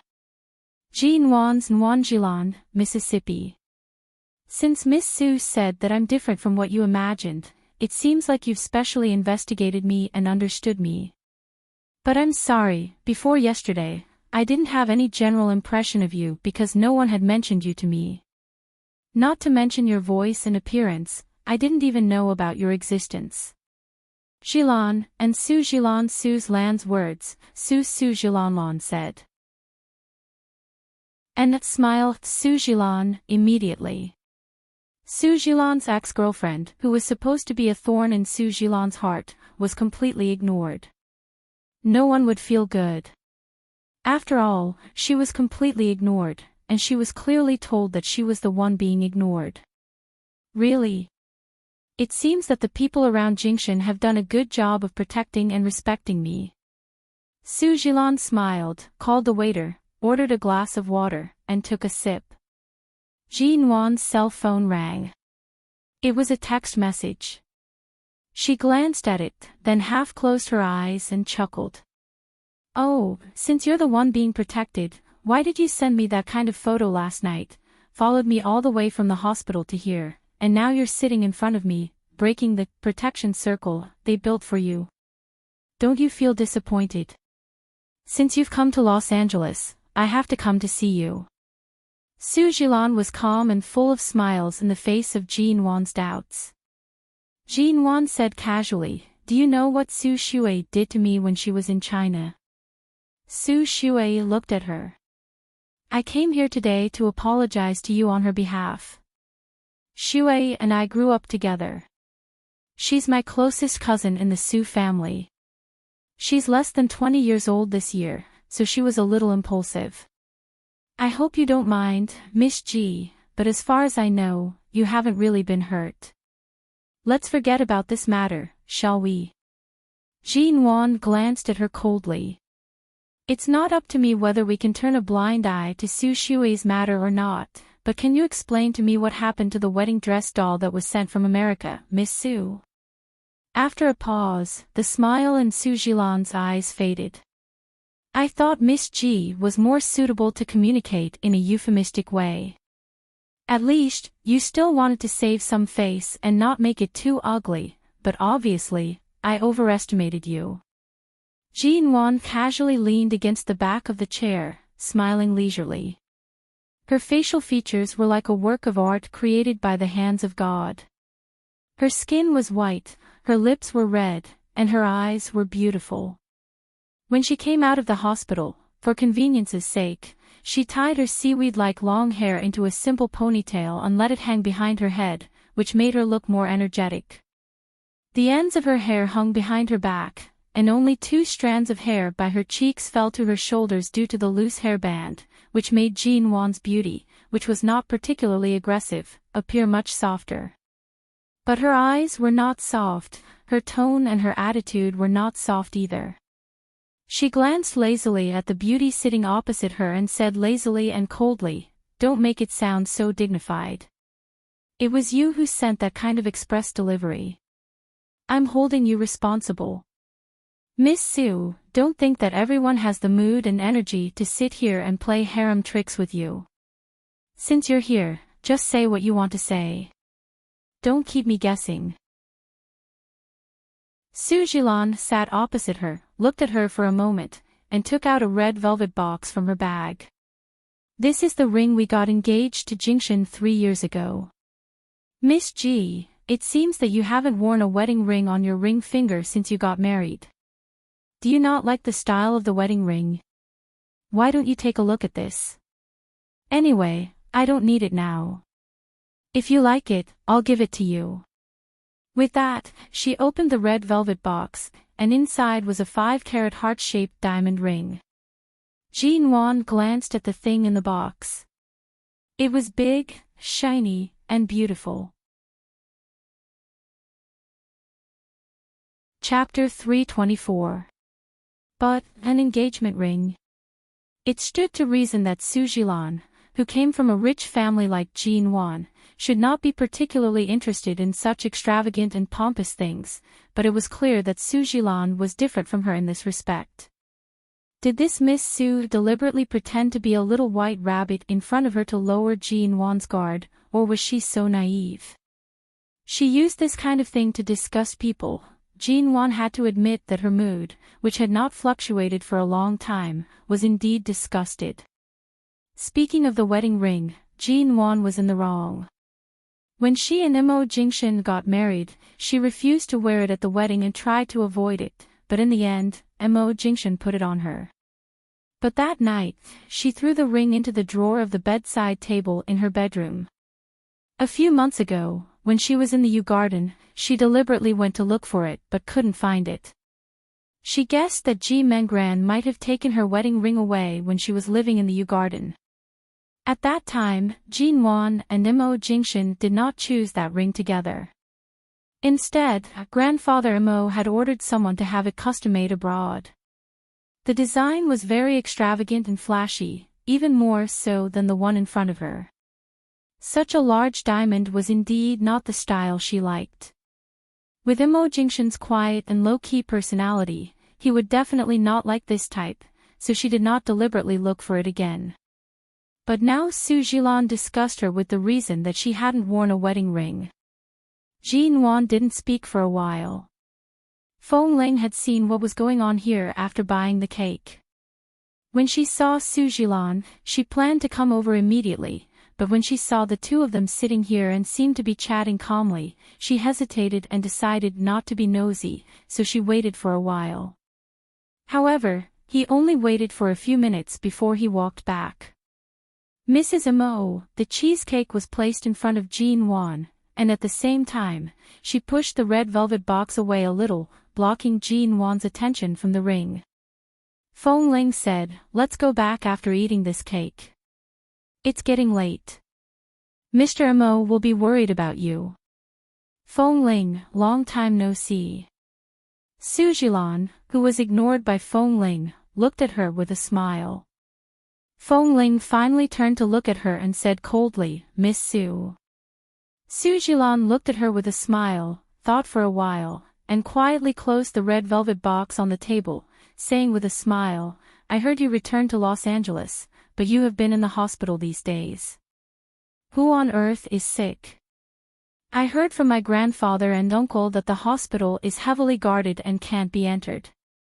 Is there anyone who is seriously ill?" "Sorry, I'm just Mrs. Mo's bodyguard. I don't know anything else," Feng Ling answered coldly. Su Jilan paused and smiled knowingly. "With your ability, Feng Ling, you're actually willing to be a bodyguard. Is it because Nanheng doesn't take you seriously, or is it Jingshan's idea?" Su Li Jilan Su can to say that, Su and Su, to Su, Su to say, said Angelus, a Su Su, Su. "Miss Su, you worry too much. The relationship between me and Mrs. Mo is not just that of an employer and a bodyguard. We are friends. Although it is my duty to protect her, it is more of my own free will. Su Qingsang smiled coldly and said, Miss Su, you're right. Su Jilan couldn't help but feel embarrassed when she saw Su Li Jilan's attitude. She pursed her lips and suddenly looked at Jin Wan. Feng Ling has always been colder and harder than a man. It's rare that you can get used to her. In the past, when I first came into contact with her, I also, Mrs. Mo, shall we go back? Feng Ling interrupted her and looked at Jin Wan. Jin Wan knew that Feng Ling was not a meddlesome person. She wouldn't intervene in the matter of the legal wife and the ex-girlfriend sitting together, but now Feng Ling obviously didn't want Jin Wan and Su Jilan to have more contact. Okay. Jin Wan pushed the uneaten cake in front of her to Su Jilan and smiled at her. Miss Su, you've followed me for so long. Don't come here in vain. There were so many people waiting in line just now. This cake must taste good, and Feng Ling specially waited in line for so long to buy it. Eat it. We'll go. Seeing that Jin Wan stood up and was about to leave, Su Jilan was about to say something, but then she hesitated and said calmly, We haven't talked much, and it's not dark yet. Why are you in such a hurry, Miss Ji? Jin Wan said, You've sent me the photos and showed me the ring. Miss Su, no matter how many trump cards you have in your hands, you have to give others some time to prepare. Otherwise, it will seem too deliberate, won't it? Su Jilan didn't speak anymore, just smiled and looked at Jin Wan again.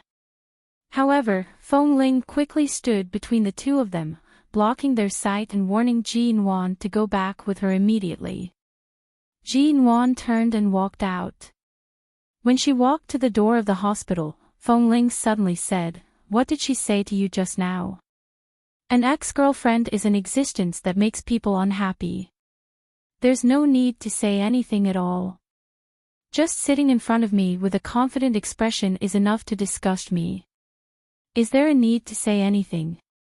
Jin Wan said lightly, but she was very generous and said that she would give me her engagement ring. I wondered if she was really so naive. Although I can see that she is a little impulsive, I don't think she is so simple, Feng Ling said seriously, she is indeed not simple. Don't be fooled by her appearance. Jin Wan paused and glanced at her. You mean she is clearly a big wolf, but she pretends to be an innocent little rabbit in front of me? Feng Ling looked at her. Just be careful. She is not easy to deal with. The Su family is also powerful, and the force behind them is not simple. Jin Wan raised her eyebrows and smiled. Ha! So Su Jilan must have come to probe her out today. Chapter 325. Jin Wan was not surprised at all. I can see that. A person who deliberately dismembered such a cute and beautiful wedding doll, inserted blades, and mailed it from America to High City, I don't believe that she isn't a sinister person. Then why did you sit with her and chat with her? You clearly knew that she came with a purpose. Jin Wan glanced at her and sneered. Who said that only she came to test me, and I couldn't test her? Since she came prepared, how could I not be on guard? Then what did you find out? Well, nothing. I just felt that the diamond ring was really big. When Jin Wan returned, the doctor was about to change Mo Jingshan's dressing. Mo Jingshan sat on the bed and took off his clothes. Jin Wan entered the door and hesitated, considering whether to enter now or after the doctor left. The doctor was standing by the bed, saying, Mr. Mo, please turn around. The man did not move and did not give any response as though he did not hear her. The doctor repeated, Mr. Mo, your wound needs to be treated externally every day. Please turn around. He still did not move. The doctor paused and suddenly turned to look at Jin Wan, who was standing by the door. Knowing that she was Mr. Mo's wife, he was about to ask her for help when Jean Wan came over. Jean Wan came to the bed and reached out to put Mo Jingshan's clothes on him, covering only his shoulders and front, revealing his scarred back. Then she gently pushed him to turn around and slowly smoothed the clothes over his shoulders to avoid touching the wound on his back. Mo Jingshan let her do as she pleased, only glancing at the woman's calm face. The doctor glanced at them and was about to come over to apply the medicine, but Mo Jingshan quickly turned away. Seeing his movements, Jean Wan immediately frowned. "What are you doing?" The man turned to look at her and then reached out to pull her, completely ignoring the wound on his back. The moment he raised his arm, Jean Wan watched as a drop of blood oozed out from the largest suture on his back. Mo Jingshan. Jean Wan's brows furrowed even more. She was about to say something when the man held her waist and pulled her onto his lap. She was forced to sit down. Just now, he had stretched his wound because he had raised his arm. Now his arm was around her waist, and she didn't dare to struggle too much. However, the man's other hand was also holding her tightly in his arms, so she couldn't move. He pressed his lips against her temple, and his voice was low and faint. "I'll apply the medicine later. You go out first." The words were addressed to the doctor. "You apply the medicine first. What can't you say later?" Jean Wan still wanted to struggle. She couldn't let his wound have any more problems or delays, but she didn't dare to struggle too much. After moving a few times, she was firmly pressed into his arms. She turned her eyes and glared at him. "Mo Jingshan, you really don't take your health seriously, do you? What if your wound is torn and infected again and again? It sounds like a minor wound, but if you don't deal with it properly, it may cause a full-body infection. If something happens, do you want to stay in the hospital for the rest of your life, or do you want me to stay with you in the hospital for the rest of your life?" He withdrew his hand from her body. Jean Wan was about to get up, but as if regretting, he suddenly raised his hand and held her back. Then the man kissed her on the cheek, and her ears were full of his low chuckle. "Why are you so angry?" Jean Wan wanted to roll her eyes. She didn't even see the engagement ring that Su Jilan took out, and now she was even more annoyed to see the blood oozing out of his wound. "Apply the medicine first. I'll sit next to you. I won't leave or disturb the doctor." Seeing his pale face, Jean Wan knew that he deliberately wanted her to stay here, but she couldn't bring herself to go back to her ward, so she finally compromised. The stalemate lasted for less than a minute. The man finally let go of her. She withdrew her gaze, got up, sat down with a straight face, and said to the doctor, "Apply the medicine." The doctor nodded and secretly gave Jean Wan a thumbs up. Mr. Mo was not a simple person. Doctors like them didn't dare to speak loudly, and if Mr. Mo didn't cooperate, they didn't dare to force him to apply the medicine. However, with just a few words from Mrs. Mo, he obediently turned around and cooperated. While applying the medicine, Jean Wan finally had a chance to see the wounds on his back clearly. Although they were sutured well, the wound was too deep, and the wound in the middle of the spine was also deep and large. Although the surgical sutures nowadays were similar to cosmetic needles, and if one was willing to spend money, he probably wouldn't leave any scars, but it would take at least several years for the scars to disappear. She seemed to see this scene when he was hit hard on the back of the hand and the back of the head by the sharp gun butts of the two men.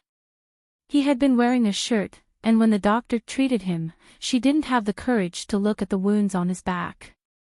Now that she saw them, she felt as if a large piece of blood had been dug out of her heart in an instant. She was really distressed. Mo Jingshan was sitting facing Jean Wan, and he could see the distress that flashed across her eyes and her slightly red eyes. The softness in the woman's eyes made the man's heart skip a beat. He reached out and held her in his arms. His thin lips kissed her cheek, not too deep or too shallow, and his breath covered more of her skin. Because there was a doctor here, Jean turned her head away shyly, but the man's kiss fell directly on her ear, which was her sensitive spot. She shivered and quietly raised her hand to push him in his arms. However, he didn't care that there was a third person present. He kissed her harder and harder, and finally, he held her chin and kissed her hard on the lips. The doctor looked at them as he applied the medicine. He didn't dare to look at them and tried to keep his eyes on Jinxin's back. After hurriedly changing the medicine, he picked up the gauze and wrapped it up, and then left the ward without a word, not daring to disturb him. Kissed by the man, Jean gave up struggling. The door of the ward opened and closed. She knew that the doctor had left. Although she was a little embarrassed, it was too late for her to be embarrassed now. She ignored the man's kiss and just asked with a frown, "Why didn't you apply the medicine just now?" "Because I saw you came back and wanted you to stay." His low, husky voice was against her lips. Chapter 326. He lowered his eyes to look at her and lightly curved his lips. "You didn't suddenly go shopping because you were angry." Jean heart ached. She really didn't want her mood to be affected by a certain someone's presence here. She said, "You're perfectly fine in the hospital. Why would I be angry?" The man gazed at her deeply. "I thought you were soaked in jealousy because of those photos taken at a deliberate angle." She was surprised. "How do you even know what kind of photos I've received on my phone?" Ling's phone is installed with an app that connects to your phone. She won't receive normal messages, but she can see messages from strange numbers or unknown numbers. Jinxin did not hide it. "No wonder, don't you have anything to ask me?" The man looked into her eyes, his handsome face unruffled. "You just said that it's just a few photos taken at a deliberate angle. What else can I ask?" Jean turned to pick up the fruit basket that someone had sent over. She took out a fruit knife to cut the fruit and did not say anything more. After she finished cutting the fruit, she turned back and saw that the man was looking at her. His gaze was indifferent and she could not see his emotions. Jean did not understand.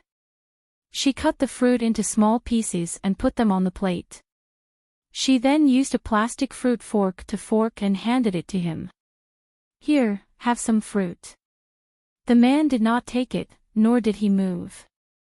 He quietly watched her with his dark eyes. "Are you sure you don't want to ask me anything?" Jean picked up a piece of fruit and put it into her mouth with a disapproving expression. "You're a man, not a teenager. It's inevitable that you'll have some past. What else can I ask other than forcing myself to accept it and not pursue it and not letting my imagination run wild? Should I ask you how you felt when you were engaged for the first time? Or, when you were dating Miss Sue, did you kiss, hug, or sleep with her?" In fact, Jean should not have said the latter half of her words. She was just following her heart. Originally, she just wanted to show that she was free and easy. After saying it, she regretted it immediately. However, she could not take back her words. After finishing her words, she avoided the man's gaze and turned to the table with the fruit platter. "You're quite magnanimous." Jinxin's indifferent and unperturbed tone caused one to feel strangely cold. Jean did not know why Jinxin suddenly gave her a cold look. She hadn't even had time to adjust her mood, let alone appease Boss Missouri. She put another piece of fruit into her mouth and chewed it hard. She still felt angry and her chest was stuffy. She said she didn't mind. Her words were also very beautiful. But she couldn't completely ignore it. Oh, women. She thought she'd better go back to her ward to be alone and figure out what happened to Sujilon. She put down the fruit plate and the fruit knife and turned to leave. In the end, because she moved too quickly, the fruit knife fell to the ground. She heard it but didn't turn around. Anyway, she didn't use it now. If it fell, then so be it. Someone else would come in and pick it up. I'll go back to the ward first. I'll come back later. Jin Wan did not look at Mo Jingshan and was about to walk out. You can go. Mo Jingshan's tone was indifferent. The gentleness and passion from when he hugged and kissed her earlier seemed to have faded away. He had once again become the cold and noble CEO Mo that others spoke of. However, he was the more distant and cold CEO Mo that Jin Wan rarely interacted with. She paused and walked to the door of the ward. As soon as her hand touched the doorknob, she suddenly heard something. She turned to see Mo Jingshan stand up by the bed. He got up very slowly and with some difficulty, and his pale face was still cold. Seeing him get up to pick up the fruit knife, she frowned and hurriedly walked back to pick it up and put it on the table. The man's movements paused, and he raised his eyes to look at her. I was in a bad mood just now. I didn't want to disturb you. Have a good rest in bed. Don't get out of bed and walk around, Jin Wan said and turned around. If you're in a bad mood, ask what you want to ask. Why don't you keep your words in your heart? The man's eyes were deep. He looked at her face and forced her to stop. You're in a bad mood. It's not that I'm in a bad mood. I just don't want to be too stubborn and want to think clearly. Mo Jingshan retreated to the bedside and slowly sat down. Clearly, the action of sitting down would affect the injury on his back. It was slightly strenuous. His brows furrowed slightly before he turned to look at her. What are you trying to do? Tell me, let me hear it. Right now, the most important thing is your health. There's no need to worry too much. Jin Wan chuckled uncomfortably. I don't want to vent my jealousy on you.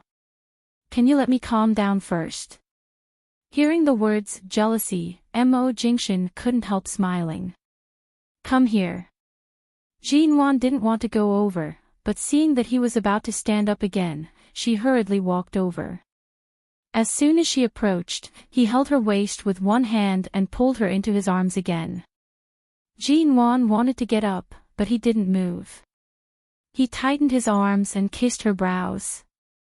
Nuan Nuan. Mo Jingshan planted another light kiss on the corner of her lips. The smile in his voice could not be concealed. You're jealous. Since I saw it, I can't pretend that nothing happened. Earlier, your nonchalant attitude was intentional, right? If you care, then care. Why are you pretending to be indifferent? I can't say that I'll really be jealous of an ex-girlfriend, and there's really nothing wrong with those photos. You shouldn't be jealous, Mo Jingshan said frankly. Mo Jingshan said frankly, nothing happened between me and her. We didn't fall in love or kiss. Even the engagement was arranged by Shine Group. I just went through the motions, but not long after, the engagement was cancelled. Between me and her, it was never what you think. Jin Wan hadn't recovered from his words when she suddenly heard the man say in a low and heavy voice, You just said that you don't mind that I have a so-called past, that you don't mind that I've kissed, hugged, or even slept with others, and... Jin Wan, you're really magnanimous. Mo Jingshan suddenly chuckled. There was an indescribable danger in his tone. So, should I think of a way to give you a surprise? If I really had such a woman, I should really let the two of you have a good fight and see who's more powerful. Jin Wan, no. She stiffened in his arms and shook her head firmly. Absolutely not. Chapter 327. Just now, I was just speaking casually. You can make your words sound so absolute. Mo Jingshan looked at her, his tone as cold as frost. You wish for a woman to lean on me like you do, to have the right to control my emotions and body, and I will do my best to satisfy her. You wish for such a person. He then said coldly, or, I can arrange a place for her like the Yew Garden. We can sleep in the morning and wake up at dusk, have 3 meals together, live together, and be more like you. On the sofa, on the bed, on the carpet, in the bathroom, in every corner of the room, we are intimately intimate. Would you still say you don't mind? Would you hesitate even if you want to be jealous? Was this man deliberately using a knife to cut her heart? From the moment Jean Wan received the photo last night to the moment she saw the ring, she kept telling herself not to be angry, not to mind, and that it was all right. But it turned out that a person's possessiveness could be so strong. It was so strong that even an analogy, an assumption, was like a blunt knife slowly grinding against her bones. The sharp pain seemed to instantly spread to her limbs and bones. Jean Wan, can you accept all this magnanimously? Jean Wan, wasn't he referring to herself as the one who wanted to save face and suffer? Jean Wan suddenly seemed to deflate. She directly leaned her head against the man's shoulder, softly saying, I'm not willing. You can only belong to me. Screw his rationality. Screw his pride. Her own husband was hidden by herself. She would never give up this position to anyone who wanted to snatch it away. She raised her hands to hug his neck tightly, burying her face in his neck. She breathed in the clear scent of disinfectant on his body and snuggled even tighter in his embrace. Her voice was muffled as she said against his neck, if you dare to treat other women so well, I won't be able to get over it. Mo Jingshan, let me tell you, between us, we will only be separated by death after 100 years. There will never be a separation of life. Mo Jingshan abruptly held her chin, bending down to kiss her lips harshly. As he sucked on her lips repeatedly, he bit down on the tip of her tongue. She trembled and heard the man say hoarsely against her lips, remember what you said earlier. Which one? The last one. Jean Wan couldn't tell when she began to kiss Mo Jingshan. If it weren't for the fact that he couldn't move because of his injury, and if it weren't for the fact that she was pregnant, this man would have pressed her down on the hospital bed and done something to her. But even so, the man still tried his best not to tear his wound while pressing his body against hers. Jean Wan originally wanted to say that this was a ward and that someone could come in at any moment, but the man's kiss was domineering and firm, accurately pressing against her lips. At first, he thought it was just a kiss, but it got out of hand. It wasn't until the buttons on the patient's gown were undone and the man's kiss landed on her fair neck that she suddenly shivered because of this unique stimulation. She gradually returned the kiss with her impulsive calmness. Ugh, don't. The man ignored her resistance and said, don't move. This is a ward, and I'm pregnant. The man didn't say anything as he kissed her lips and cheeks. Jingshan, you're still injured. Ugh. It didn't matter if she was injured. What mattered was that she was pregnant and couldn't be touched in the first 3 months. Jean Wan had just experienced a rush and now had to take good care of her body. She couldn't be careless at all, and she couldn't stand any more torment. The man pressed against her tightly, imprisoned her freedom, and kissed her collarbone and her shoulder. If he hadn't been injured, Jean Wan would have pushed him away, but now she could only struggle carefully. Footsteps passed by from time to time outside the ward. Every time this sound approached, Jean Wan would stiffen nervously, but the more she did this, the more the man's body rubbed against hers. They hadn't hugged each other deeply for so long, and her desire for him was no less than his, both mentally and physically. What's more, his kisses kept rolling over her neck, collarbone, and ears, making her calm and self-control gradually collapse. Mo Jingshan was obviously still rational. He restrained himself from continuing, but after all, he was very familiar with all the sensitive points of her body, and the two of them hadn't been together for a long time, so Jean Wan quickly reacted. She whimpered under his touch and kiss. She abruptly buried her face in his neck, unable to suppress her breathing. She hoarsely begged, Jing-shin, you don't miss me. And the man kissed her cheek, pressed his lips against hers, and said hoarsely in a low voice, this taste, it's really torture. The man's fingers had almost peeled off her hospital gown. The more turbulent he was, the faster he recovered his reason. His thin lips pressed against her ear, and he coaxed in a low voice, sleep here with me tonight. Don't make me call you to come over again. I can't touch you or eat you, but at least let me hold you and see you. Jin-won's cheeks were hot from the man's teasing, and she slowly nodded against his neck. And, the two of them spent the whole night in bed. To be exact, Jin-won was pressed on the bed by Mo Jingshin. Although it was inconvenient for him to do too much because of his injury, hugs and kisses were enough. Jin-won didn't know that a simple kiss could last for a long time. For example, a kiss could last for at least half an hour, and it didn't even feel monotonous. Jin-won didn't feel that she slept for long, but when she opened her eyes again, there was some light in the ward, which shone through the curtains and cast a dazzling light on the white quilt. You're awake. The man's voice came from her side. Jin-won turned her head and saw that Mo Jingshin, who was leaning against the headboard, had closed his laptop. He was only wearing the hospital gown loosely, and there was a suspicious red kiss mark on his neck, which was particularly eye-catching on his recently pale skin. Of course, Jin-won knew who did it. Although they did not do anything last night on this bed, after being teased for so long, she could not help but kiss him, nibble him, and bite him. She glanced at him and quickly shifted her gaze away. What are you shy about? Her little movement was naturally caught by the man, who chuckled. Chapter 328. Why didn't you say you were embarrassed when you kissed me last night? The man deliberately pulled open his clothes to show her the hickeys on his chest. You bit me too. Jin-won argued in a low voice, but still reached over to tug at his clothes and buttoned him up one by one. However, even the top button couldn't cover the obvious hickey on his neck. Really? Mo Jingshin asked pretentiously and reached out to lift Jin-won's clothes. Let me see.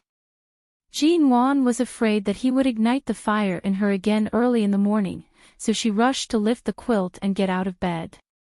Mo Jingshin was injured and couldn't chase after her, so he didn't insist. He watched the little woman run out of the door with a blushing face as she fastened her clothes. However, Jin-won ran so fast that she forgot to take her cell phone. Before she opened the door, she suddenly heard the cell phone she left by his bed ring. She paused and looked back to see that the man was holding her cell phone calmly and looking at her. Jin-won rushed back. When she took the cell phone from his hand, she saw that it was Xiao Ba's number. She quickly cleared her throat and answered the call. Hello. Boss Nwan, are you up? It should be morning in the United States, right? Xiao Ba asked cheerfully. Yes, I'm up. Jin-won looked at the time. It was getting late in China. At least, it was time to get off work. Recently, the price of housing and land in China have been rising. The resources in our studio have been attracted by many big companies. These days, our conference room is almost full. Many people have come to bid for the studio. Sister Xia Tian said that when you come back, you can consider moving the studio out of Jinlin building and change to a formal, independent office building. Otherwise, those people who come to us with money will have no place to sit. Xiao Ba said with a smile. Boss, before you come back, shall we help you find a suitable place in High City to move the studio? It was already January, and the Chinese New Year was coming. In the new year, the trend of domestic housing prices had gradually begun to rise. I'll take a look when I get back. It's already so late, and you're still not off work. No, Sister Xia Tian left a little earlier today. She handed over some of the work on hand to me for the time being. I can get off work in about half an hour. What is she doing? Little Eighth suddenly chuckled. Dating. Jean Wan. She suddenly raised her eyebrows. What kind of relationship does she have? The last time Sister Xia Tian injured someone with her walking stick and was taken away by the police station, the police officer who interrogated her was also transferred from S City, and he was a special police officer who was temporarily transferred here. Xia Tian's family is also in S City, right? Recently, the two of them have been in close contact. Before Jean Wan could come back to herself, Xiao Boss said that she was going to print some documents and get ready to get off work, so she hung up the phone. Jean Wan held the phone for a long time before she understood. What was going on? Was this someone's spring? Xia Tian, who she had always been worried about, had finally opened up a new line of love, instead of maintaining the path of the scumbag from her previous life.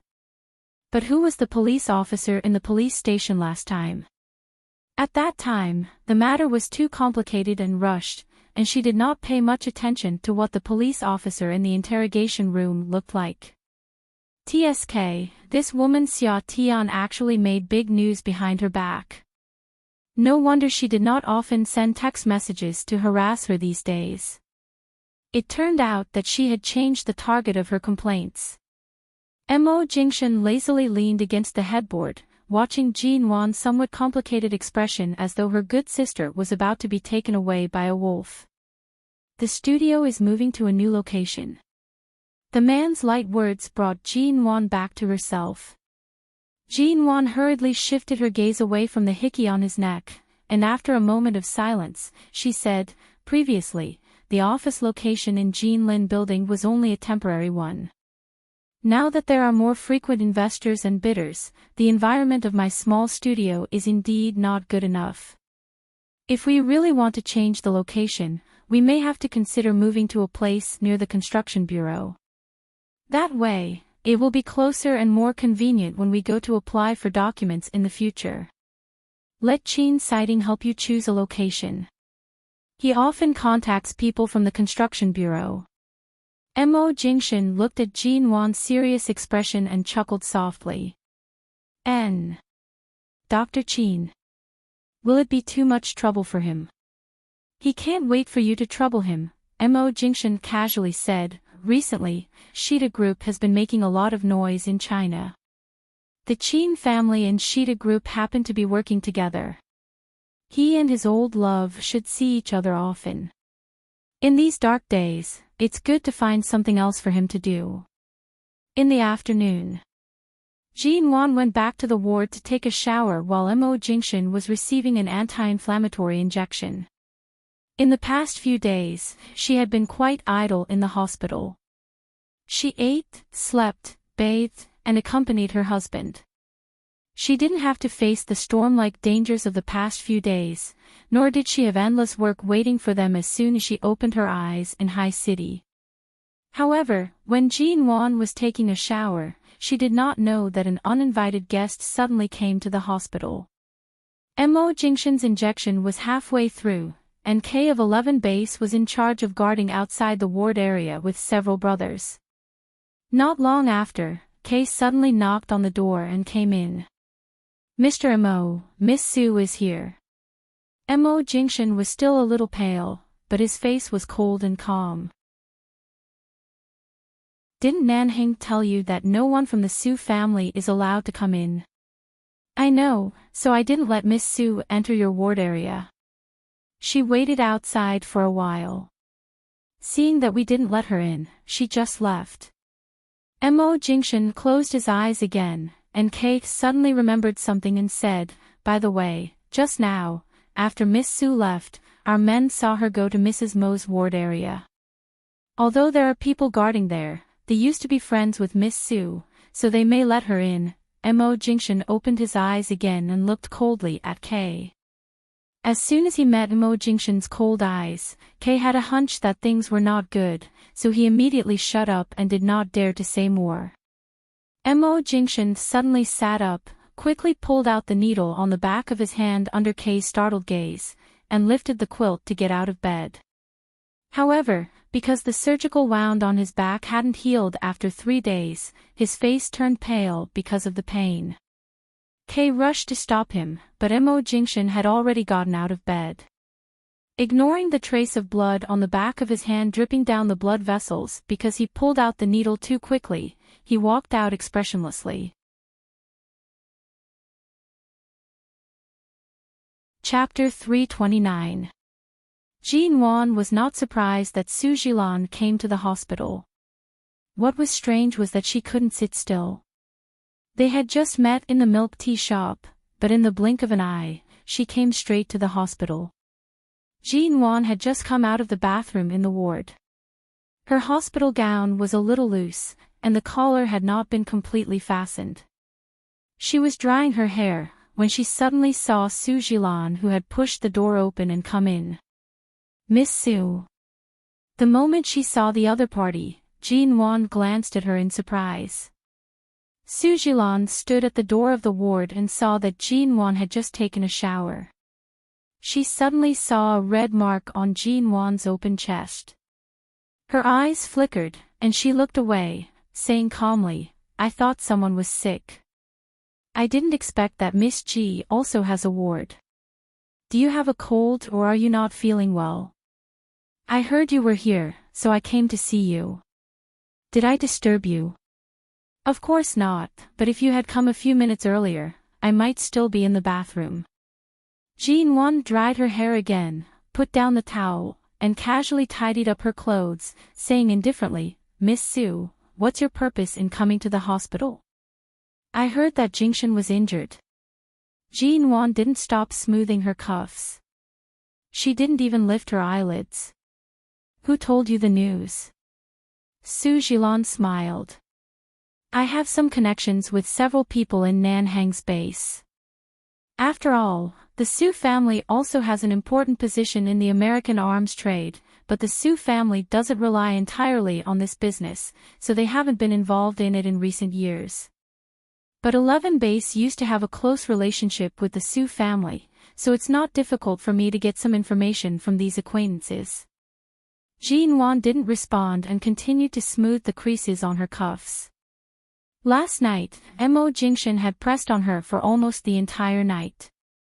Her arm had been pressed down by him the entire time. Her clothes had clearly been washed yesterday, and she had just gotten a new set from the hospital. Yet, after one night, it had become so wrinkled. Those who didn't know better would think that she had not changed her clothes for many days. Seeing that she was always so gentle and indifferent, Su Jilan suddenly smiled. "Miss G, you should know Jingshan's injury, right? Is he seriously injured? So many people from 11 Base are guarding the hospital, and I heard that even Officer Ensa's men have been alarmed. I'm very worried about Jingshan's injury. If you're worried, just go to visit him." "What are you doing here?" Jin Wan raised her lips and looked at her with a faint smile. "Miss Su, since you're so familiar with the people in the base and treat them like your own people, I'm sure the people guarding outside his ward won't dare to stop you. You can visit him if you want. There's no need to explain to me about this kind of courtesy visit in the hospital. I won't mind an old friend of my husband's visit." Su Jilan looked at Jin Wan, and after a moment of silence, she said, "Their base is filled with new blood all year round, and there must be some people who don't know me. It's not convenient for me to go there rashly. What if I'm stopped?" Jin Wan home. And Su Jilan. G of her heart. Wan. G Jilan. She. Of. She of a. He had already experienced the awkwardness, so why did he come to her place to show his existence? New blood. The people on duty outside Mo Jingshan's ward were all veterans of the base like Feng Ling K, and the others had been with Nanhang for many years. How could they not know Su Jilan? That's true. It's indeed quite awkward to be blocked outside the door by someone you think you're close to. When she sat down, she picked up her cell phone and said absent-mindedly as she looked at the news that popped up on her cell phone, "I don't have anything to visit here. Besides, Miss Sue, I'm not very familiar with you. Now that you've seen me, the air in the hospital is not good, you'd better go back early. I'll tell Jingshan about your visit. We appreciate your kindness." Jinwan didn't mean to be polite to her at all. She didn't even ask her to find a place to sit in the ward. However, Su Jilan had no intention of leaving. She moved to the bedside and pointed to the chair on the opposite side. "May I sit down?" Jinwan was still looking at her phone. Without lifting her eyelids, she calmly responded, "If you want to sit, then sit. Miss G seems to be afraid of me." Su Jilan took a look at her, took a chair, and sat down, sitting opposite Jinwan in a dignified manner. Hearing this, Jinwan burst out laughing. "I don't want to say too much, lest I hurt you." Su Jilan raised her eyebrows and was about to speak, when Jinwan put down her cell phone and looked up at her. Although Jinwan's hair was slightly wet and scattered on her back, and she looked particularly fresh and clean after taking a shower. Compared with Su Jilan's beauty, Jinwan's attitude was neither hurried nor slow. In such a situation, Su Jilan couldn't guess what Jinwan was thinking. She had personally tested Jinwan's bottom line and learned from Su Shui that Jinwan was a woman who looked simple but was not easy to deal with. It turned out that Jinwan was not affected by the photos and the ring at all. Su Jilan hesitated and suddenly went straight to the point. "Miss G, you said you never knew of my existence before you received those photos, so do you know who I am now?" Jinwan glanced at her and lazily sneered. "You've already introduced yourself and taken out the engagement ring. There's no need to repeat your self-introduction. I'm not interested in your name and identity and have the patience to listen to it too many times." Seeing the calm look on her face, Su Jilan paused for a moment, then suddenly curled her lips and said, "Miss G, although I didn't come with good intentions, I admit that my purpose is Jingshan. No one can accept the fact that a man you once loved has become the husband of a woman who came out of nowhere, but your attitude shows that you just want to cling to Mo Jingshan, and you don't care whether he has had other women or not, right?" Ji Yunshu said, "Miss G, although I didn't come with good intentions, I admit that my purpose is Jingshan." Chapter 330. Jinwan had thought that Su Jilan was going to play this roundabout game with her for a while, and she thought this Miss Su was strange and not decisive enough. Sure enough, people who were spoiled from childhood all had a common problem, that was, they didn't have enough patience. I'm afraid even Miss Su isn't qualified to say whether I'm the exception or not. Jinwan smiled, but there was no smile in her eyes. "But I checked the ring on the internet that day. It's a masterpiece by a famous jewelry designer in the United States. It's indeed expensive, but I heard that the ring was auctioned by the Su family at a charity party. Later, the Su family took it and engraved the letters as NM on the ring, which represent you and Mo Jingshan, but it doesn't seem to be a real engagement ring." Jinwan tilted her head slightly, and her voice was indifferent and languid. As a woman, seeing another woman so stubbornly in love with her husband, and even carefully treasuring a meaningless ring with just an extra letter M on it for many years, it shows that my husband is still as charming as ever no matter how many years have passed. She paused for a few seconds and continued, "But marriage is marriage. Miss Su, even if you used to love him fiercely, that's a thing of the past. Why do you have to hold on to a shadow that you can't reach at all?" Su Jilan's face suddenly darkened. The ring was like a thorn in her heart. She had tried to show off, but in the blink of an eye, it became a kind of humiliation. She smiled calmly, and her delicate makeup and eyebrows were shrouded in a glaring mockery. When a person's confidence reaches a certain level, it's really hard to wake him up. Tell me, you don't even know who your biological father is, but you're the miss of the G family. What right do you have to stand by Mo Jingshan's side? Oh, now you can squander your confidence unscrupulously with the title of Mrs. Mo. Are you sure that a man like Jingshan will like you? If he didn't have other reasons, how could he marry you as soon as he returned to High City? Jean Wan was still smiling lightly, and no one could tell what she was thinking. Su Jilan stared at her, and the aggression in her eyes was very obvious.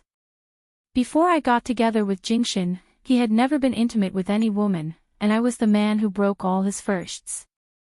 As for you, you just happened to get married at the right time. As I said just now, if his wife were any other woman, he would treat her very well. You're not special, so don't be too confident.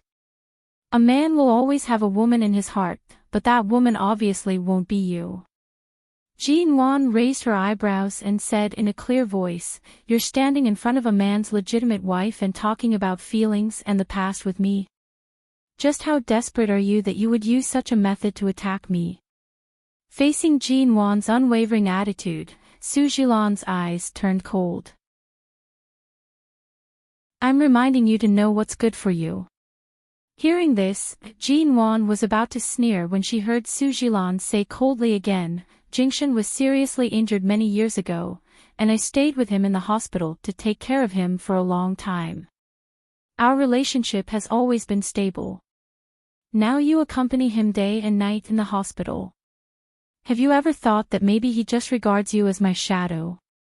Hearing this, Jean Wan suddenly smiled. "A shadow that can't even enter his ward. As a shadow, your sense of existence is too low." As soon as Su Jilan saw Jean Wan smile, she felt uncomfortable all over and tried to poke at her heart word by word. "He won't have too much contact with any woman after marrying you because of his responsibility for his marriage. I know him very well. Mo Jingshan is a very principled and disciplined man, and his self-restraint is not comparable to that of ordinary people. Marriage is his shackles. Since he entered this prison, he has bound himself to this responsibility. But you can't guess whether he is willing to do this or not, can you?" Jean Wan's smile made Su Jilan feel uncomfortable all over, and she tried to poke at her heart with each word. "I don't need to guess." Jean Wan was not hurt at all. She smiled carelessly and indifferently. "In my world, as long as sweet things are sweet enough, I don't need to worry about whether the saccharin will become bitter or not. This kind of behavior of asking for trouble is usually the thinking of a psychopath. I'm a simple-minded person, and no one can instill any negative emotions in me. Miss Su, I advise you to give up on me. If you have time, you'd better find a way to ask Kay to let you go in and talk to Mo Jingshan alone. Of course, that is, if you can get in." Su Jilan stared at Jean Wan, her fingers hidden under her bag gradually clenching. Jean Wan could see that she was really anxious. She was anxious to take advantage of their return to Los Angeles to do something, to take back something, or to leave something in Mo Jingshan's life that had nothing to do with her at all. Leave what? Su Jilan planned to become a snowball in Jean Wan's heart step by step, and then roll in her heart like a snowball until it became an existence that could not be ignored. Because in this way, as long as Jean Wan chose to quit, Mo Jingshan would no longer have the shackles and obstacles of marriage, and everything would be much easier. Unfortunately, Mo Jingshan had never given Jean Wan a chance to have such a boring place in her heart. He would never allow any unforeseen accidents or misunderstandings. He had said all that should be said and explained, and he had always been as honest as he should be. As far as I know, the G family's status in High City is not as good as before, is it? Su Jilan stood up, walked slowly in the ward as if carelessly, and turned to look at Jean Wan. In this situation, for the Su family, it's as easy as pinching an ant to make the G family go bankrupt. Now most of the industries in China are somewhat redundant, and it's very easy to replace something. What do you want to replace?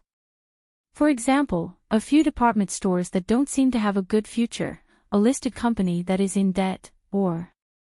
Like, what? Suddenly, a low, cold voice rang from the door of the ward. Hearing this voice, Su Jilan, who was standing by the bed facing Jin Wan, suddenly paused and turned to look at Mo Jingshan, who had appeared out of nowhere. Jin Wan didn't expect that Mo Jingshan would come. He couldn't leave the ward easily because of his injury, and wasn't he taking an injection just now? Why was he here? Kay didn't dare to speak after entering the door and stood behind Mo Jingshan.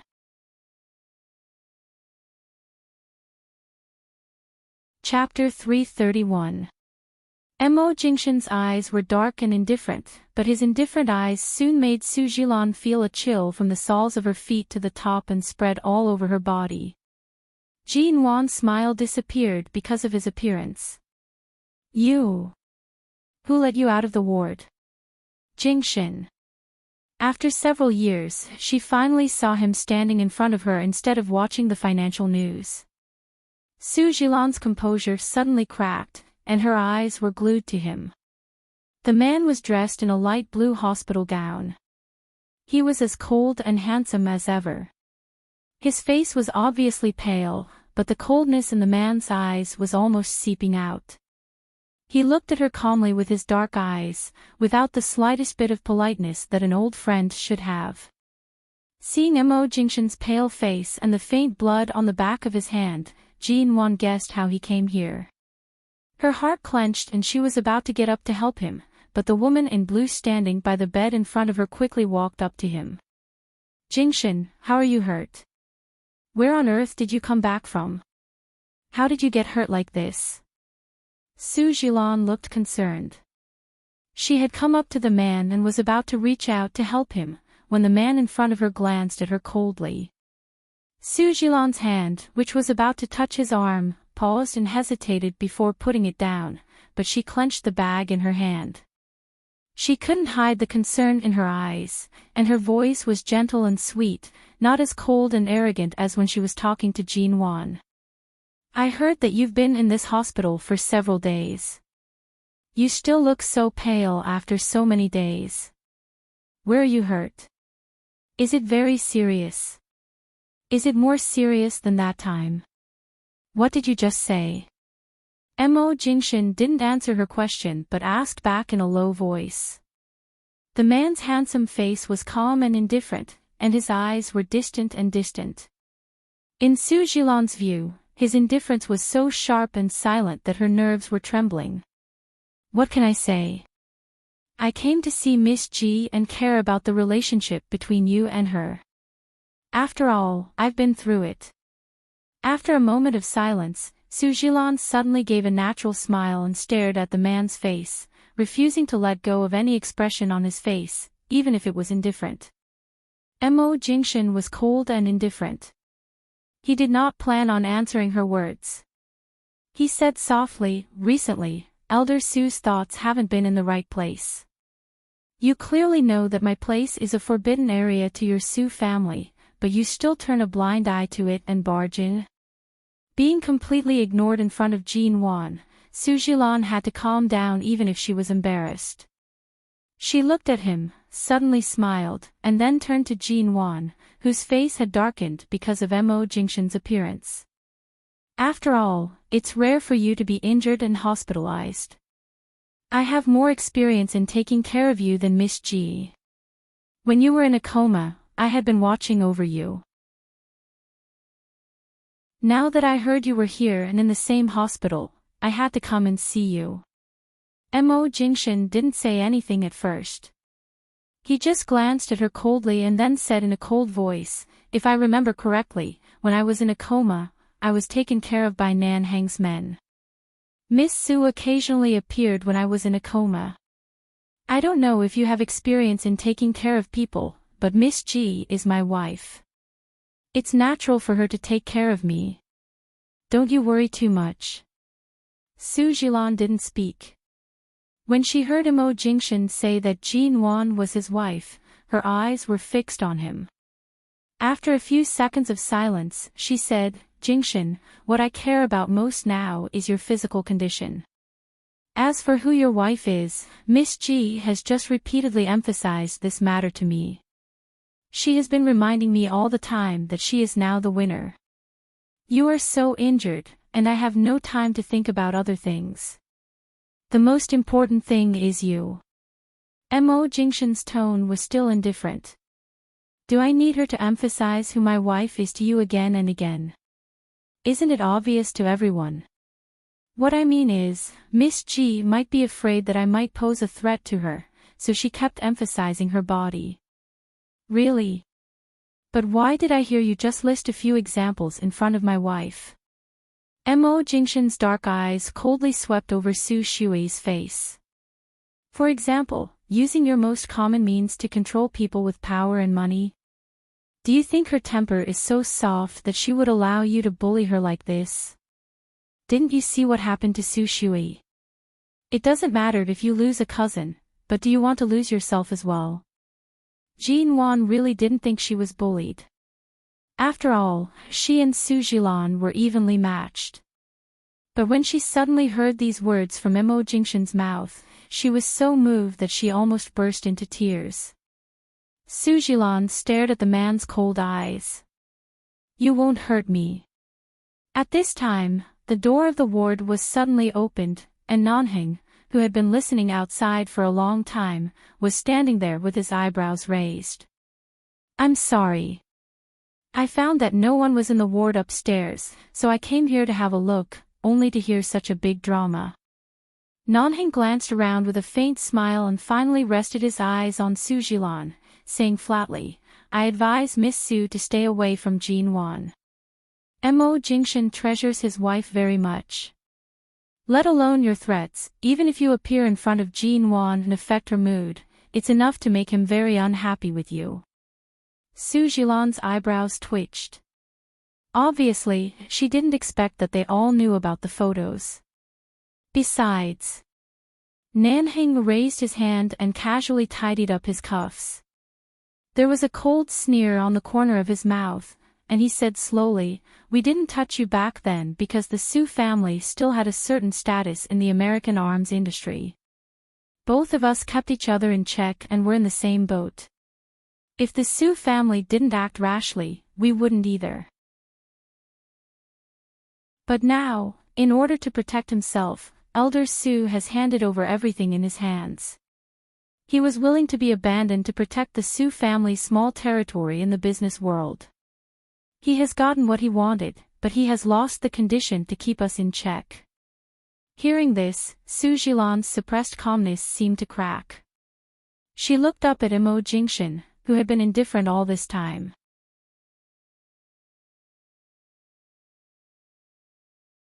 Chapter 332. Su Jilan's fingers trembled silently. She stared at the man with cold eyes in front of her.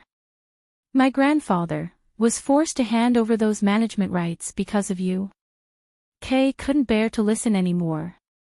Although he had met Miss Su before, when he saw her questioning Mr. Mo in such an attitude, he couldn't help interrupting. Miss Su, Mr. Mo has been very kind to your Su family. If it weren't for the fact that Elder Su and Shine Group had a lot of mutual ties, the Su family would have faced more than just handing over the management rights. But Miss Su, it's not right for you to keep pestering him. You should have known it when Mr. Mo left the United States. I don't understand. Su Jilan bit her lower lip and stared at Mo Jingshan's calm face. So, was I used by you? You want to use me to break through the last barrier between you and the Su family. You want to ruthlessly squeeze the evenly matched party in your hands. Right now, the Su family can only be at the peak of their power in the righteous path, but they are blocked by you on the other path. Mo Jingshan's thin lips said calmly, I didn't use you. Wasn't it Miss Su's deliberate deception? Me? When did I deceive you? Su Jilan's face suddenly tightened. Mo Jingshan's lips curved imperceptibly. When I was in a coma for many days, when I woke up, you stood in the ward and told a lie with my father. Don't you remember? Su Jilan paused. You mean? I said I rescued you from the Los Angeles River. Jean Wan, who hadn't participated in these things and had been a little confused, suddenly turned to look at Su Jilan. Mo Jingshan indifferently withdrew his gaze from Su Jilan's face. In order to cooperate with my father's selfish desire to keep me in the United States, the Su family and he made up a lie together, using the so-called kindness and friendship to facilitate our relationship. The corners of Mo Jingshan's lips lifted, his eyes filled with mockery. Since you have the guts to fabricate lies in front of me, you should be able to accept my way of repaying you. The Su family was shrewd, and I cooperated with you effortlessly. Coincidentally, the Su family had something I wanted, so I patiently played with you for 2 years. At the end of the day, Miss Su was used by her own grandfather. Even if this dirty water were to be poured on me, it wouldn't be my turn. Su Jilan couldn't help but tremble harder. She wanted to say something, but when the words were on the tip of her tongue, she couldn't say them. She just looked at the man in front of her with red eyes. Why are you so sure that I was lying back then? At that time, you were covered in blood and barely had a breath left. I really drove there and sent you to the hospital. Jing Shen, I can understand that you have prejudice against the Su family, but you can't deny my feelings for you. Are you sure you want to continue making up this useless story? Mo Jingshan's cold voice rang in front of her. Due to his poor condition, the man's voice was low and cold. Jean Wan sat on the bed, silently wanting to swear. Although it might not be particularly important whether she had saved him or not, and she really didn't take it to heart, what they had experienced for so long could not be summed up by such a small thing. But Miss Su was really confident to lie so blatantly. She didn't expect that the man was sitting here watching, did she? Mo Jingshan's attitude was so firm and cold that all the explanations on the tip of Su Jilan's tongue seemed to become so tasteless in an instant. She was silent for a moment, looked at the man's eyes that were as calm as the sea, and gradually softened her voice. Jingshan, no matter what the reason is, we used to be together. You can't be so heartless. Mo Jingshan's lips curved into a cold smile. Before you sent Jean Wan that doll in the wedding dress, if I had touched the Su family in the slightest, I would have been heartless. The warning in his words was clear enough. Touching Jean Wan was tantamount to touching his bottom line. He could do heartless things once and twice. Even if he was accused of being heartless, he would not let go of the Su family easily. Su Jilan couldn't help saying, Miss Ji is not a child. Why is she so delicate? It's just a prank. Can a few blades turn the world upside down?